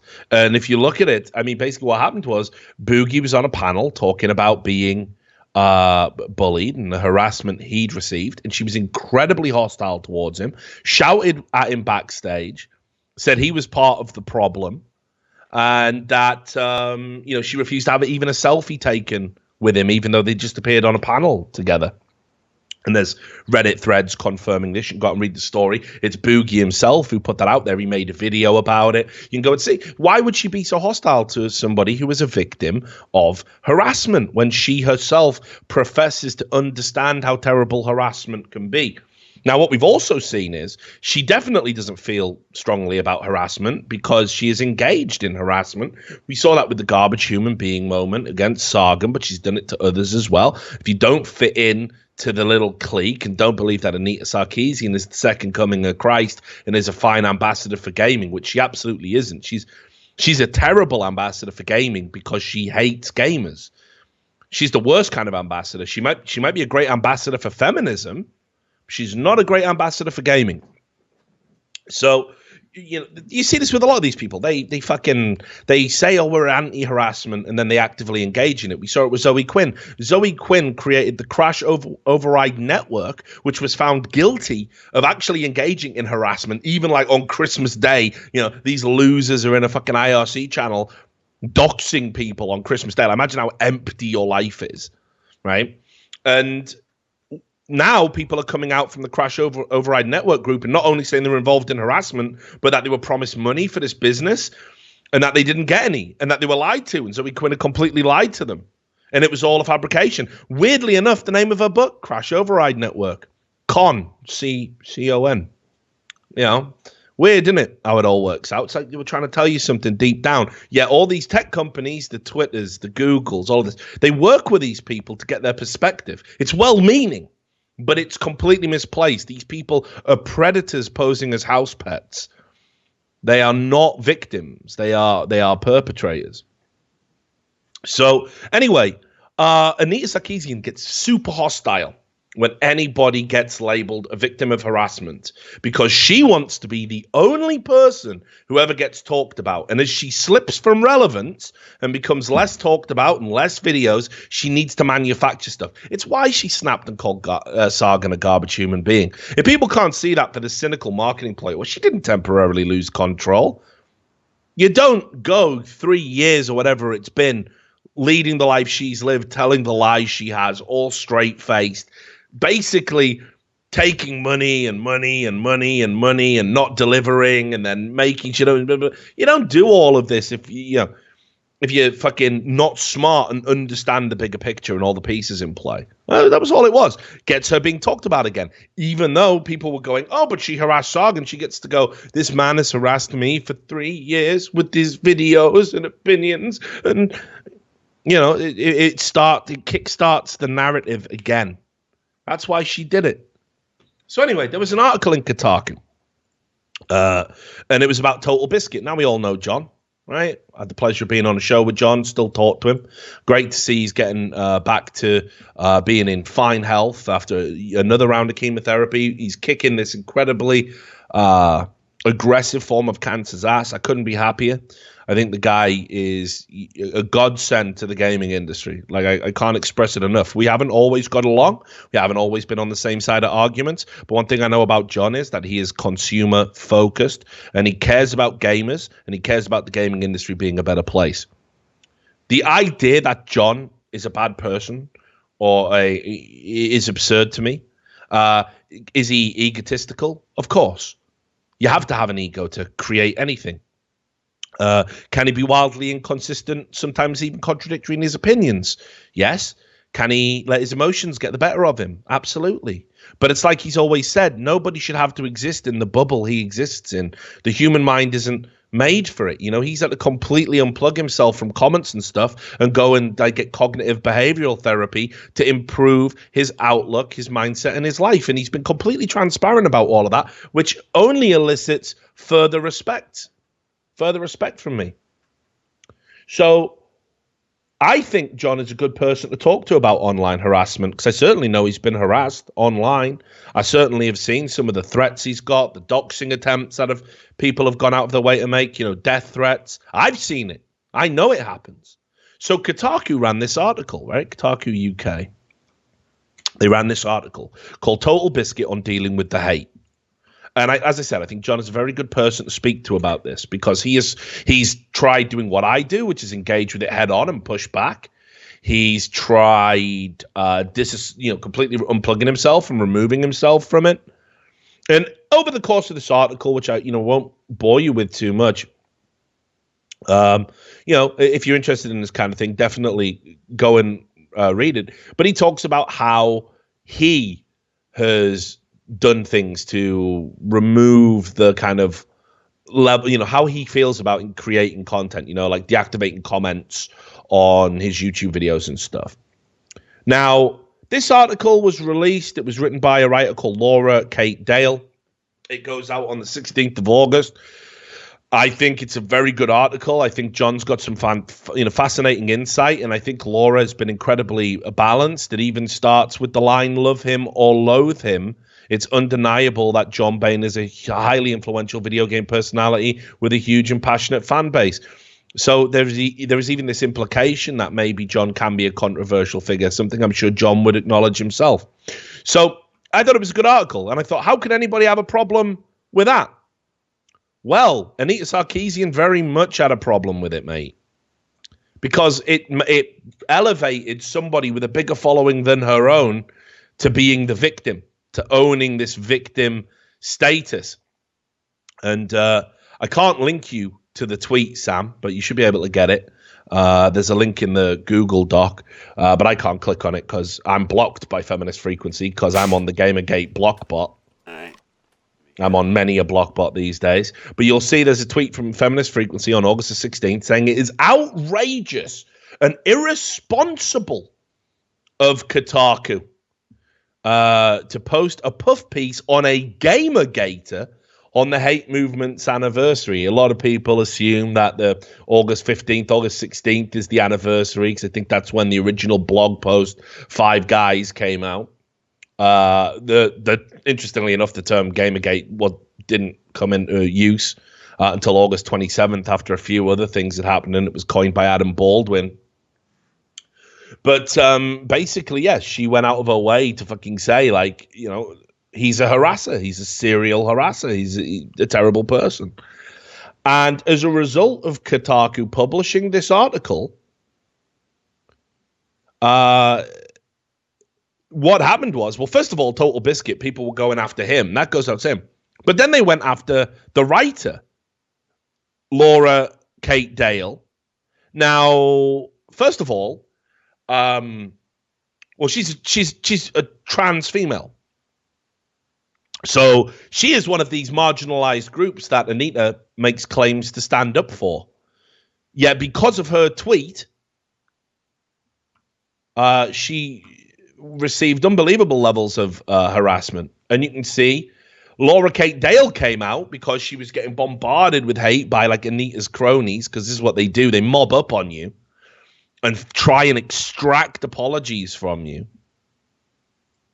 And she came out and she said, like, again, I've linked you to that. You don't have to like TB to acknowledge that there are things we can learn from his comment moderation methods. There are things he does that Twitch and YouTube could learn from and improve things for beginner creators.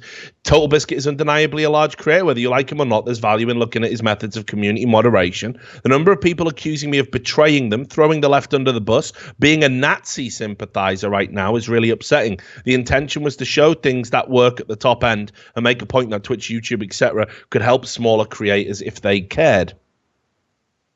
So anyway, the harassment didn't stop. You can see there's some examples in that thing I linked you to there. Just people saying that, Total Biscuit is a disgrace and he was complicit in Gamergate, which is complete nonsense. Not that Gamergate is a harassment movement. So it's like, on the one hand, it doesn't matter if you are associated with Gamergate, because Gamergate isn't any of the things that they said it is. And you can see right now, where is the harassment coming from? Is the harassment coming from people who identify with the Gamergate movement, or is it coming from people who follow Anita Sarkeesian's Twitter? Factually, objectively, you can see it's the latter. And this has been the case, that a lot of the mobs that attack people come from these like extremist, radical, groups. So what actually happened was that basically they drove Laura Kate Dale off Twitter. She couldn't take it. She couldn't take it anymore. There's people trying to dox her and threaten her. So she put this thing out saying, sorry, I fucked up and I don't have the tools to undo it. I can't say anything to fix it. I'm sorry. I wish I couldn't do this. Sorry, goodbye. So this is a journalist who wrote an article, did an interview with a celebrity to talk about how they'd suffered harassment. It's not even her own views. And because of this, she was driven off the internet. Driven off the internet, not allowed a Twitter account because she was threatened and abused. Don't get me wrong. I will say this. Anita did come out and say you shouldn't dox or harass marginalized groups, but obviously everyone else is fair game. So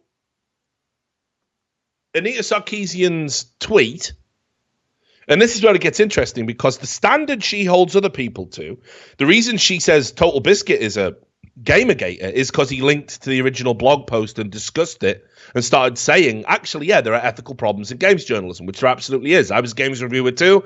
I know all the ethical problems as well as anyone else in the industry. You can either pretend they're not there, or you can be like me and say, yeah, of course they're there. They happen all the time. There's bribery and corruption and collusion and connections and everything else, you know?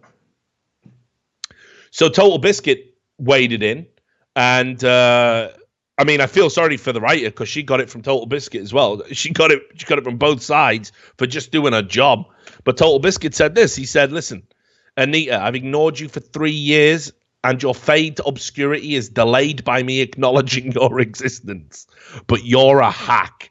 Anyone who tells people not to read an anti-harassment article with advice on how to combat harassment is not anti-harassment.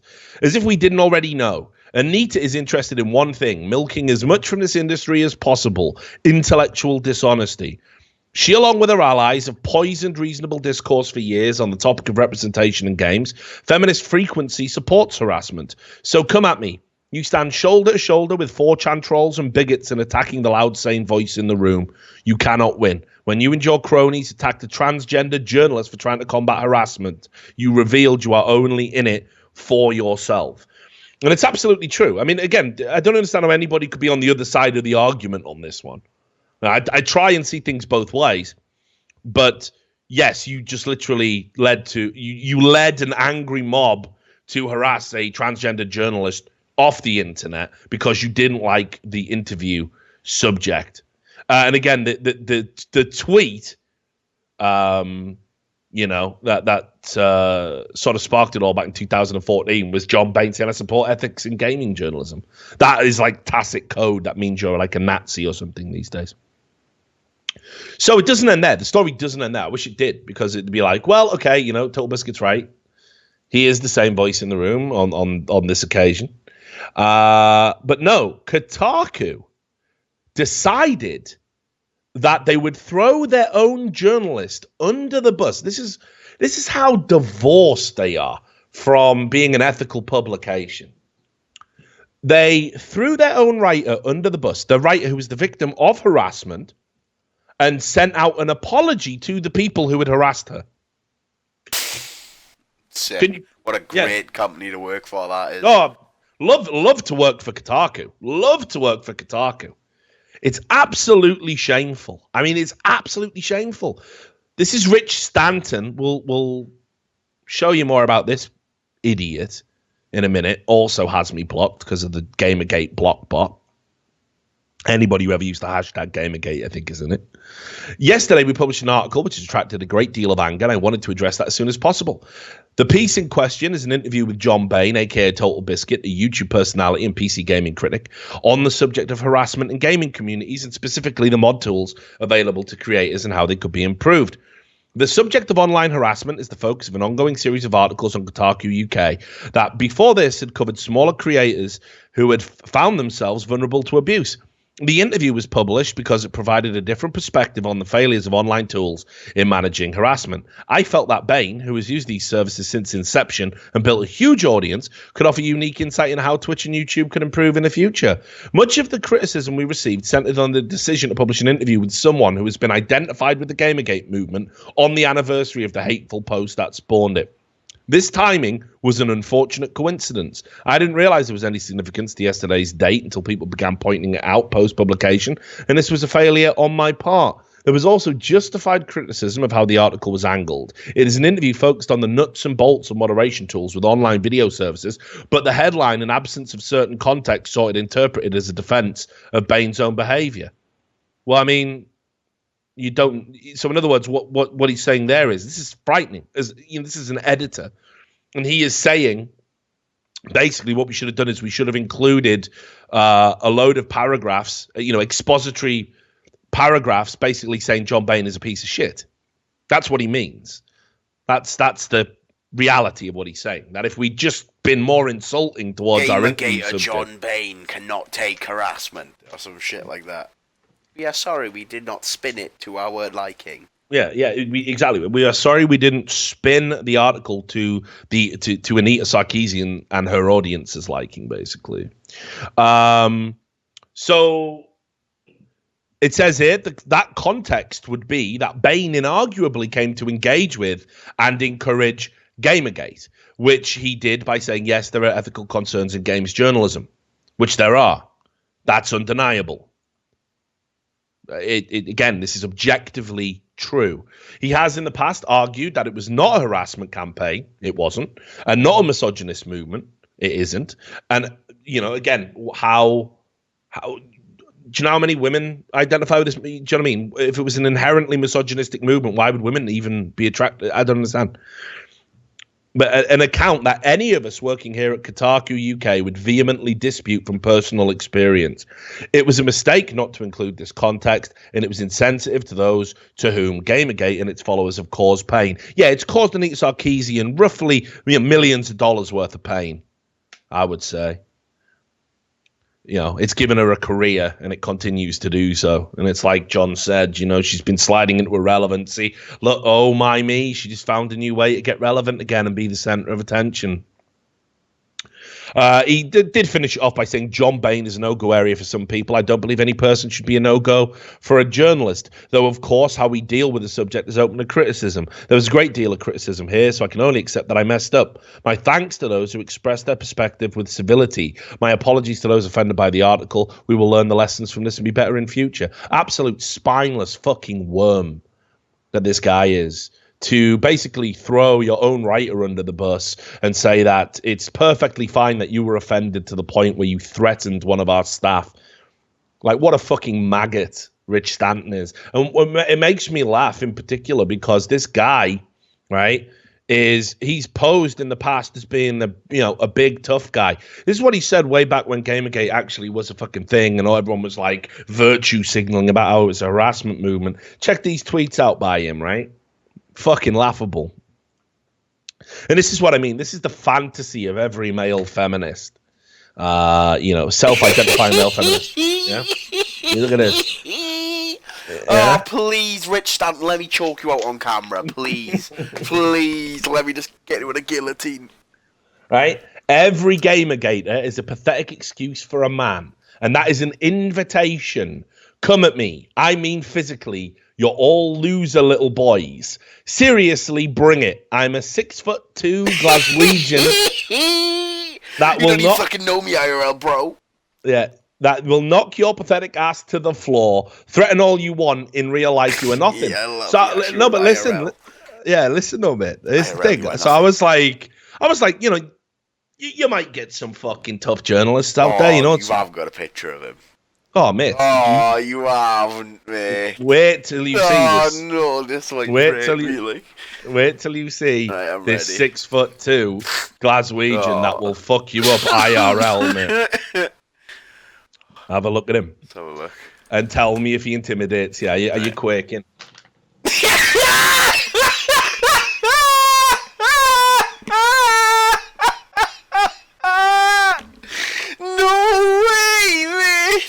That's gotta be fake. You can't be serious, mate. There he is. You can't be serious. He's a ginger Steve Merchant, mate. He looks like Ed Sheeran and Steve Merchant and a kid. Oh my fucking... That is pure gold, mate. Say it to my face, IRL. Oh, please. I beg, let me fight you on a pay-per-view. Let's have a Patreon for that, mate. Mad, innit? I'll train for Rich Stanton, like. Absolute mad, innit? That is fucking unreal. I thought he'd at least look alright. Come on. Yeah, it's it is another one as well. It wasn't like, unreal. I mean, he challenged anyone who used the Gamergate hashtag to a fight. Like, you can see from the link there on Conversation still open. Look at this one. Yeah. Doesn't change the fact that, Gamergate, love it. Doesn't change the fact that IRL, they can't show it. Come on, boys, you're so hard. Where is it? Come on, mate. Have a look at yourself, brother. Mate! Do you read the top tweet, bud? Go on, then. The top tweet says, in stars, fighting the urge to say this tweet makes me hard. And then a little anime face. Get the fuck out of my face. By a guy. Oh, let's have Nathan Cox. I go to have a look at Uno, mate. Oh, mate, why are you writing that on the internet? Like, secret Disney princess? Why not? But come on, mate. Do you know what I mean? Like, he can't be real with that shit, can he? Is he having a laugh? How long ago was that? 2 years ago. You go to his Twitter, right? And this guy goes, look, how am I supposed to meet up with you for a fight if you blocked me when I said? yeah, exactly. Like, you blocked me, like. Right, so here's the thing. Look at this, right? Look how he self-identifies. Look at the fucking avatar on his fucking Twitter compared to how he is in real life, mate. Just he thinks he's like fucking Duke Nukem IRL. Like, get a fucking grip. Yeah, let's fight, kid. He's too deep into the role play, mate. He thinks he's actually hard. Mental, innit? I'm 6'2" IRL. You'll never say this to my face. So you'll also notice as well. I mean, fucking Kotaku. They'll be, we apologize for the harassment and blah blah blah. But we're totally okay with one of our fucking employees threatening to beat people up. Because they used a hashtag he didn't like. It's hard to believe this is real life, but this is the state. That's his real face, mate. Oh, like I say, fucking, people like that. I'd love to you just bump into them. Isn't it, mate? Yeah, please. Yeah. Oh, weren't you taking on all comers for a fight? Like, I remember that. You know what I mean? You don't. It's just so ridiculous. Like, why would you even say that? What mad white knight fantasy are you living in your fucking brain? And then you literally, like you say, mate, you look like fucking Steve Merchant fucking wanked onto a chicken embryo. You know what I mean? Like, and you got cloned by fucking Professor Frankenfurter. Look like a white ginger Urkel, mate. Did I do that? Just unacceptable, isn't it? Like, you fucking, I am a 6 foot mate. I have had more intimidating shits. Like, literally. It's unbelievable, isn't it? So anyway, let's talk about something serious. We'll move away from that, but I just wanted to give you the sort of rundown. Just Kotaku continues to embarrass itself as a publication, doesn't even stand by its writers. I wanted to reach out to Laura Kate Dale and just sort of offer some support. Couldn't do it directly because I was blocked, of course. But, you know, I think, honestly, I think when you write an article and you've got everybody harassing you and your own fucking publication doesn't stand by you, it's a pretty lonely place to be when that happens to you as a journalist, you know, when your own publication throws you under the bus. So I did want to offer some fucking support and be like, listen, nothing wrong with, like, from an experienced journo, nothing wrong with what you did. And you shouldn't feel too bad about it. It's just a small group of hysterical people. Because, you know, she wasn't getting a lot of support from the people who, there was a lot of told you so. These are your friends. You know, you lie down with dogs, you get fleas. I think it's like, yeah, that's not really a winning argument, is it? So there we have it. So look, let's talk about something else. Because a lot of people go, oh, Richard, you are a Trumper. You love Donald Trump. You voted for him, even though that would have been illegal had you done that. A lot of people talking about this, and it's a lie, of course. I saw it brought up yet again on, what was it? Yeah, I think it was when, I don't know, whenever there's a thread about Thorin, the thread quickly becomes about me as well. And then it's a package, mate. You signed that there, Thorin.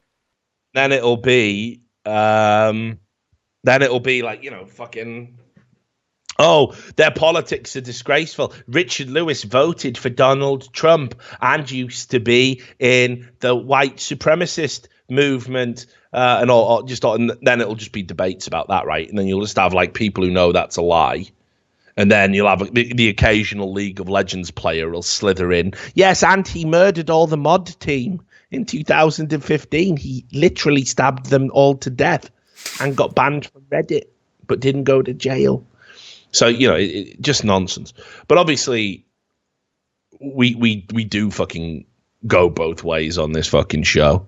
And as I alluded to before the break, I mean, first of all, before we get into Joe Arpaio, let's do the haircut guy. Do you see this? Haircut guy. Right. So it was believable to begin with. There was a guy, he uploaded a picture to Snapchat saying, just been stabbed because I have a Nazi haircut. Oh, is that the guy who was in Antifa who got attacked because he looked like a Nazi? Or is that someone else? Yeah. So that's what he said, right? And he was saying, hey, like, I got stabbed by a group of Antifa people. They stabbed me, and it was because of my buzz cut. And they said I looked like a Nazi, which is plausible. I mean, like, it's not like there aren't videos out there of Antifa beating people up because they look like Nazis. Yeah. But here's the thing. This guy was doing what so many fucking leftists and liberals have been doing. He's faked a crime against himself, which is fucking deplorable because it only encourages the division and the violent escalations. And I don't give a fuck what side you're on. If you're doing this, you're fucking pathetic. You are a sad little cuck, right? So this guy accidentally stabbed his own hand in an accident and then took photos of it and uploaded it and wasted police time, right? He said he was in a parking lot of Steak and Shake. I love Steak and Shake. You ever been to a Steak and Shake? No, it's never sounded good. It just sounds very greasy. Oh, dude, it's all right. You can even get alcoholic milkshakes in there and stuff. And if I remember rightly, you could in Chicago, I think, when I went to one. And they like grind up steak and make burgers and shit. It's all right. Steak and Shake, dude. Check it out. It's all right. I'm a fan. Sounds quite beefy. Yeah, that's the point. No, but like just physically beefy. Feels like it feels heavy. You need to lie down afterwards. Yeah, for sure. For sure. But anyway, so apparently BuzzFeed came out and said, look, there's a load of stuff here that just makes it look like nonsense. Right? So he came clean and he said, yep, all right. I made nonsense. Yeah, it indeed didn't happen, indeed. So he cut himself with the knife while parked in his car by accident and then just decided to make the story up. So he's been charged now with false reporting of an incident and released on a summons. So again, just to make it abundantly clear, I don't give a fuck what side of the political equation you're on. If you make up fucking hate crimes against yourself, you're a fucking retard piece of shit. Just saying. So there's that. So anyway, let's talk about Sheriff Arpaio. Now, a lot of people won't know what's going on here. Sheriff Arpaio. So let's get into it, shall we? So Sheriff Arpaio, right, was a guy who got pardoned by Donald Trump a few days ago. He was given a pardon. He'd been found guilty of contempt in court for in relation to a federal investigation into racial profiling for his prison. Now, I guess we've got to go back to the beginning to tell the story about this guy. So Joe Arpaio is a now retired sheriff, and he has been like doing it for 55 years, and he got to run for election to be sheriff and all that stuff, and he was considered like one of the tough, anti-crime guys, right? But he's a massive piece of shit. I mean, this guy is like everything that's wrong with America. And what I don't understand is how anybody can sort of stand by him and say, just because he worked in law enforcement for 55 years, this guy's some sort of hero. So anyway, he'd had this like long investigation going against him for ages. And in 2017, like only in July, he was finally convicted of criminal contempt of court. Now, there were a couple of problems with this conviction, right? And that was that, first of all, he was denied the right to a jury trial, which his law team said he should have had. And second of all, that many people felt the judge was kind of being a bit of an activist and was letting their liberal sensibilities inform the sentence. But The problem is this was the direct result of him breaking an agreement he had to not do what he called immigration roundups, which is where he would racially profile Hispanic people in traffic stops and everything else to try and, find illegals and stuff without due cause, without following the proper procedures. And there was no argument he did this. Like, this was all going on and under his watch, right? So this guy is fucking human garbage. And it's not just a racial profiling thing, because you might think, maybe they're more likely to be illegals than that. This guy has a fucking decades-long career of just being a disgusting garbage human being. One of the most recent things, I gotta find this for you. He faked an assassination attempt against himself. Any reason why, other than just attention? So this was a long time ago. I got to find an article about it. But basically, he sort of faked an assassination attempt against himself to encourage his re-election. Let me find this for you. So here you go. This is the Quartz write-up of it. You can see here. This is why. I mean, this had nothing to do with the pardon, right? None of this has anything to do with why he was going. If you can believe this. So this has nothing to do with why he was going to prison at 85. I mean, he just did this and got away with it. It was fine. So yeah, he faked his own assassination attempt and sent a teenager to jail for it. It's mental, mate. That's so unreasonable. Why have you got to wreck someone else's life for it? This guy is absolute scum. I mean, he is absolute scum. So, here you go. On July 9th, 1999, police arrested 18-year-old James Seville with bomb-making parts in the parking lot of a Phoenix restaurant where Arpaio was dining. Television cameras had been tipped off in advance, and Arpaio gave on-camera interviews, and that the alleged plot on his life was obviously a big story on the news. At his trial, Savile's lawyers argued that the young man was a victim of entrapment. It was a risky strategy. Defense lawyers had to prove that the crime originated with law enforcement officers, that the officers induced Seville to commit the crime, and that he wouldn't have otherwise done it without the coercion. Essentially, Savile's lawyers had to convince the jury that the sheriff's office cooked up an assassination plot and framed a teenager for it. And they did. Right? Jurors heard Savile, who was in prison for vandalizing in high school, was set up by a prison informant working on behalf of the sheriff's office. A former sergeant in the sheriff's office came forward to testify, horrified by the department's treatment of the young man. I stayed up nights just thinking about Savile, Wayne Scoville told. That can't be a sentence anymore. I got to the... Yeah, that's true. I've ruined the surname Savile forever. I can still smell his cigar. Up there now with Fritzl and Hitler. Right, anyway. I got to the point I was more worried that he not go to jail than I was about my safety. It was just so wrong what they did.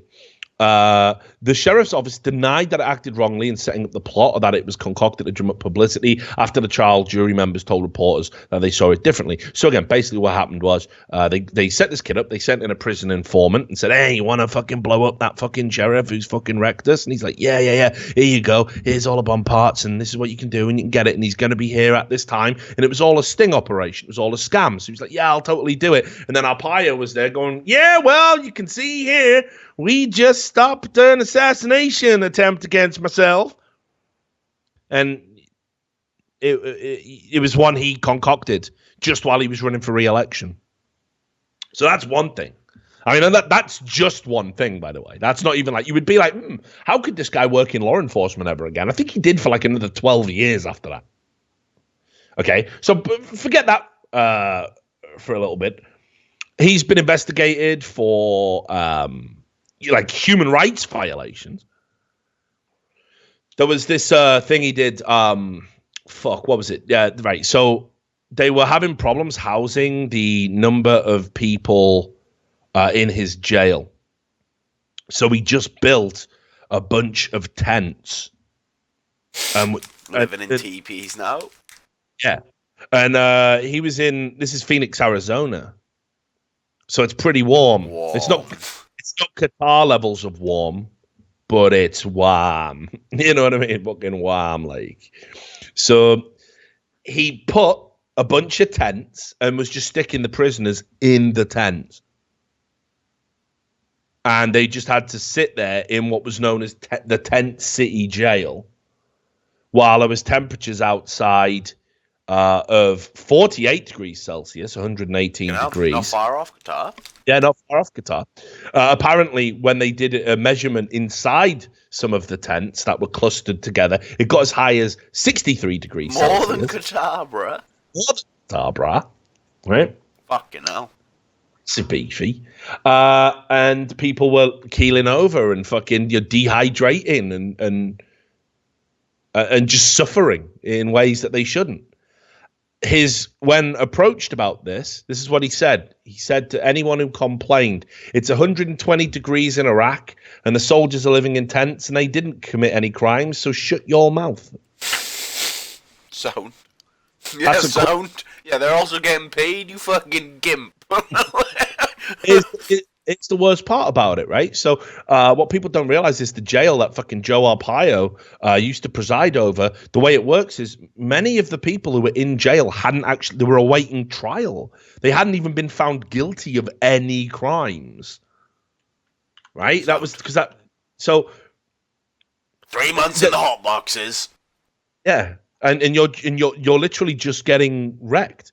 In fact, one measurement here, this was when there was because there was several lawsuits about the jail conditions of the jails that he housed. There was one here. Someone said that in an interview he said he was proud that he fed prisoners for cheaper than prison dogs. Yeah. Fucking hell. The guy's an animal. I'm telling you, right? Like, so there was this case in 2005, right? There was a female inmate, Deborah Brayard, who was a diabetic and had been detained in a county jail, minor drug possession charge. She wasn't given any medical attention and obviously became ill. And she was crying out for help and she was vomiting, had diarrhea and suffering from, insulin withdrawal. Guards just flat out refused, assumed she was detoxing because of the drugs. And she went into a diabetic coma and died while chained up to a hospital bed. Now, there was a court case about this. And like I say, she'd been arrested and detained on this minor drug possession charge. She hadn't been sentenced or anything. It hadn't got that far. And they brought Arpaio out to testify. And he just said that as far as he's concerned, he wouldn't change the way he runs his jails, even if he had $1 billion spare. He says jails are meant as places for punishment, and inhabitants are all criminals. If you're in his jail, you are a criminal. But it actually turned out that upon assessment, the majority of people in his jails were all awaiting trial. Sick. So, like, the massive criminals. Yeah. But I'm just in here for jaywalking that I didn't do. Criminal, get in the hot boxes. So anyway, Qatar hate for him. on that case as well, he oversaw officers at the jail destroying evidence in the case. They deleted evidence from the computer and everything else, so they had to settle $3.25 million, and they'd spent an additional $1.8 million in legal fees. This is all state money, and there's been a few others. And then, of course, there's the racial profiling thing. The racial profiling situations were literally they were targeting Hispanic people in the region for unconstitutional searches and seizures. So he was investigated internally by police because they found him guilty of what they called unconstitutional policing. And again, he had no issue with this. He said he would do it all the same, that it was all fine. When he was told by a court that he had to stop profiling Hispanics, he told the court he wouldn't change anything he did. He just went, "No, I'm not doing it." Nah. And he didn't get in. He wasn't found in contempt then. And there's just a ton of stuff. I mean, seriously, there is so much stuff. There was money that went missing, and he refused to have a full fucking audit. He used money for staff He used public money for staff parties at local amusement parks.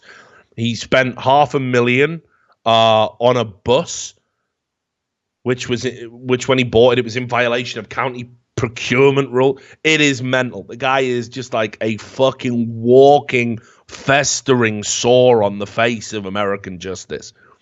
The guy is absolute garbage. Oh, covering up female staff being sexually assaulted in his prisons. Also, something about him, he had chain gangs that he dressed in pink underwear. Yeah, he brought back chain gangs, and they implemented pink underwear. They implemented this pink underwear thing, and what they did that for was because they found one. I actually don't mind the pink underwear thing this much. I think it's actually kind of funny, but he's obviously still a fucking repulsive human being in every way, shape, and form.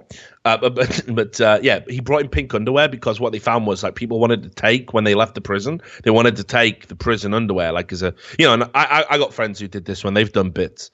You keep the slippers or whatever. Do you know what I mean? Just as a little memento. Yeah, like a little status symbol. Look at me, I did a bit, But so what he realized was if they made all the underwear pink, people didn't want them. People didn't want to take them back. So he was like, "Yeah, I saved millions for the state that way." So I don't mind that. Millions. All right, mate. Yeah, which I then there was that many plants going. Yeah, millions, which I then misspent on. Which I bought a bus with. Yeah, trips to Disneyland. So absolutely fucking unreal. And of course, Donald Trump. And it's mad. There was this thing on Fox News. It's too much, mate. Where was it? Here you go. This was it. And it's like, come on, guys. You can't really think this. But you see, that is what they said. They went, Trump's pardon of ex-Sheriff Joe Arpaio was the right and courageous thing to do. Now, here's the thing. When there's career criminals and you don't get them for all the crimes they commit, you get them for the little thing. It's like getting the gangster on the tax fraud. Al Capone, right? Yeah. You got Al Capone on tax evasion. Well, this was what was happening to Arpaio. It was 6 months. 6 months. Hopefully in a fucking chain gang in pink underwear, the fucking rat. Smashing rocks for a couple of months. And again, whatever you think about look, I understand it. Whatever you think about the guy, obviously if the conviction is unsound, it's unsound. But this is a presidential pardon. So the way the American legal system works is it doesn't matter what a court has said. It doesn't matter whether something is fucking proper or correct, whether it's all been done by the book. The president could swoop in at the last minute and go, yeah, not guilty. What can the president do that for him? Can he do it for literally anything? For anyone? Presidential pardons, any crime. He could do it for his own vice president. You can do it for yourself, I think. I think pardon yourself. I don't think any president's ever done it, but there must be some loopholes there, mate. I refuse to leave the White House. That is a crime. I am pardoned. I am now here forever. If you look under, so here you go. Richard Nixon commuted or rescinded the convictions of 926 people, including Jimmy Hoffa, the man with alleged mob ties. There's a ton of them. There's like a ton of them. You can literally pardon, commute, rescind. You can do whatever. You're the fucking president. You just arrest anyone on a whim. No, you can't do that. The law still has to play out. You can just come in at the end and just pardon them. That's what you can do. It's Donald Trump's first pardon.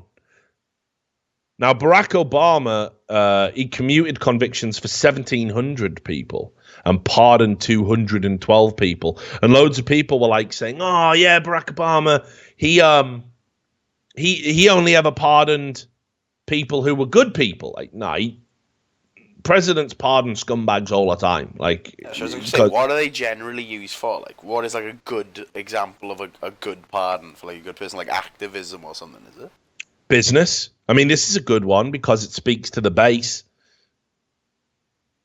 You know, he's been elected on a tough on law kind of thing, tough on crime kind of thing. Arpaio definitely fits that bill. A lot of old school Republicans don't think Arpaio should have ever been convicted, even though he was like straight racially profiling people, violating human rights. You know, all the things that Republicans love. Food. Yeah, straight up. But you know, Barack Obama's pardoned people who've committed terrorist crimes. He pardoned what's that guy, Oscar Lopez Rivera, who was part of a fucking conspiracy. You know, he pardoned him. He was part of what's it, FALN, the paramilitary organization, which are trying to get Puerto Rico liberated. Yeah, and he was their chief bomb maker. And Obama pardoned him. So it's like, you know, if you dig into every president, you'll find somebody they pardoned who they probably shouldn't. So I think George Bush. I always rant on about George Bush. If I remember right, George Bush pardoned somebody who had committed perjury, defending something the CIA had done that was illegal. And Bush came in and went, yeah, don't worry about that. You're not going to jail. Because it's Bush. Bush is the most evil president America's ever had, in my opinion. So, but yeah, so this Joe Arpaio thing, I couldn't believe it. It's like as well, you know, you look at like fucking Donald Trump, and you're like, dude, like, you know, you're such a fucking. Hey, why did you keep wrecking yourself? Just a fucking retard at this point. You just got to say you're just a retard. Why would you fucking go to the wall to pardon this guy? Right, you do know that people think you're racist, right, Mr. Trump? You do know that, okay? And you know people say it. So why the fuck would you pardon someone who has been deemed to be in contempt of court for refusing to obey a court order to not racially profile Hispanic people? Why would you even do that? Who wants to die on that fucking hill? And they're all going, yeah, he's a patriot. If you do not respect the rule of law, if you do not respect the process of law, you cannot be a patriot. These things are enshrined, protected in your Constitution. It's, you know, everyone gets due process. Everyone's protected. Absolute fucking nonsense, isn't it? So, yeah, I won't end the show there because it's a bit of a downer. But basically, I just wanted to say, fuck Joe Arpaio, like straight up. He's a piece of shit. I know a lot of people. Bush as well, all right. Oh, yeah, obviously. Right so in his lizard mouth. All right, Alex George. All right. So anyway, on the last show I did when you weren't here, Sam, I ended the show by doing a story about a guy who'd been caught with child porn. And his legal defense, I said was one of the worst ones I have ever seen, because he said he was only looking at porn. He was only looking at child porn to make God angry. Right?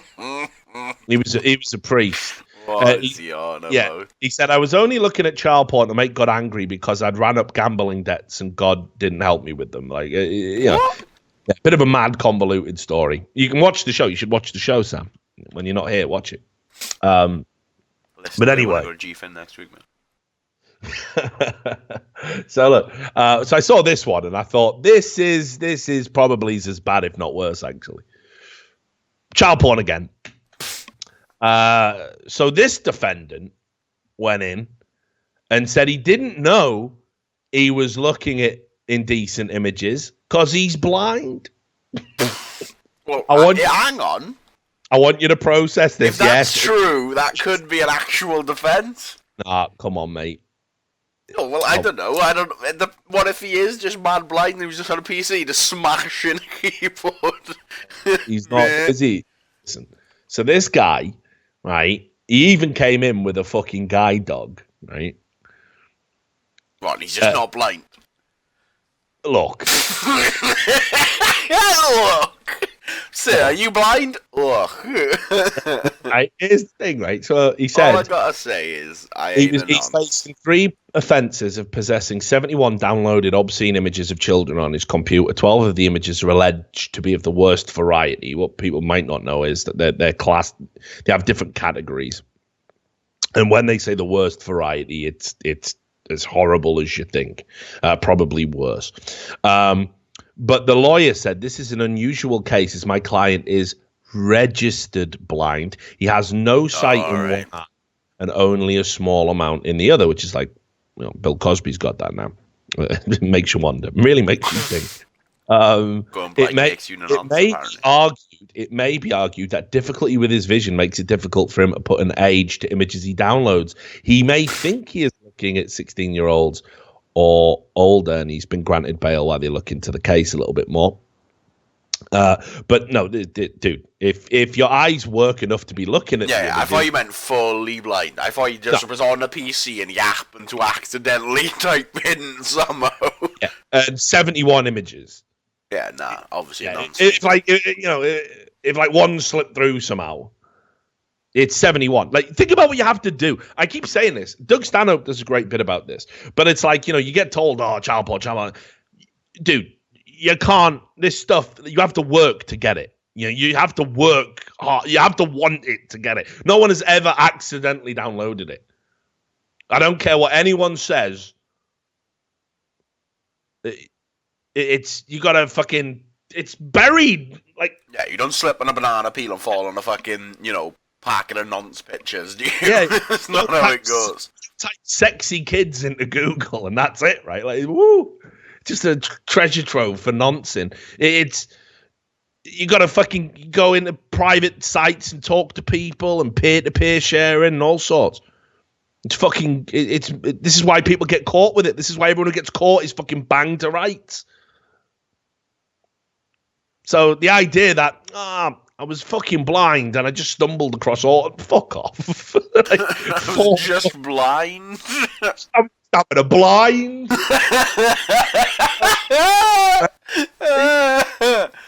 I'll be real with that. Comes in straight Stevie wondering, hey baby, yeah, I feel beautiful. Just fuck off. Send him down.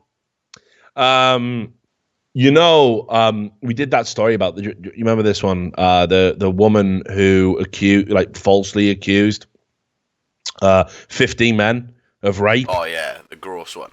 Yeah. So she got jailed. Good.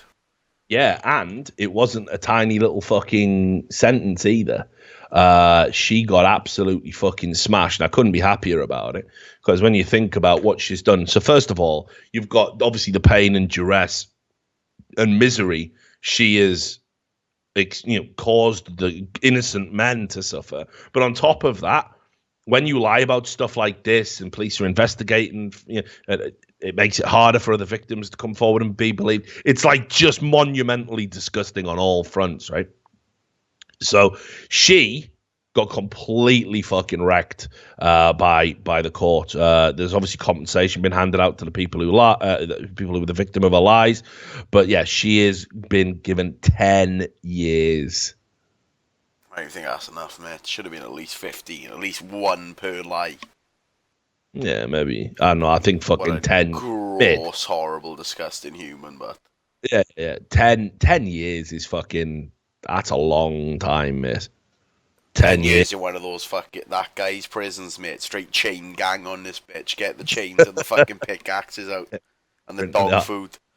But yeah, so 10 years she got. There it is. You can see a picture of her there if you haven't already brought it up. Oh, I have. The headline. I love the headline that the fucking Telegraph went with as well. Lesbian fantasies. Let's all calm down. Let's just stick with woman, shall we? You know what I mean? You know what I mean? No need to make this any more salacious and ridiculous than it already is. So, yeah, 10 fucking years. So happy with that. So happy ending in that one. Right, so I guess that's the show. broadcasting to virtually no one because Twitch shit the bed. It's brilliant. One day. Went from 500 to 200 real quick. We were at 650 at one point. Yeah.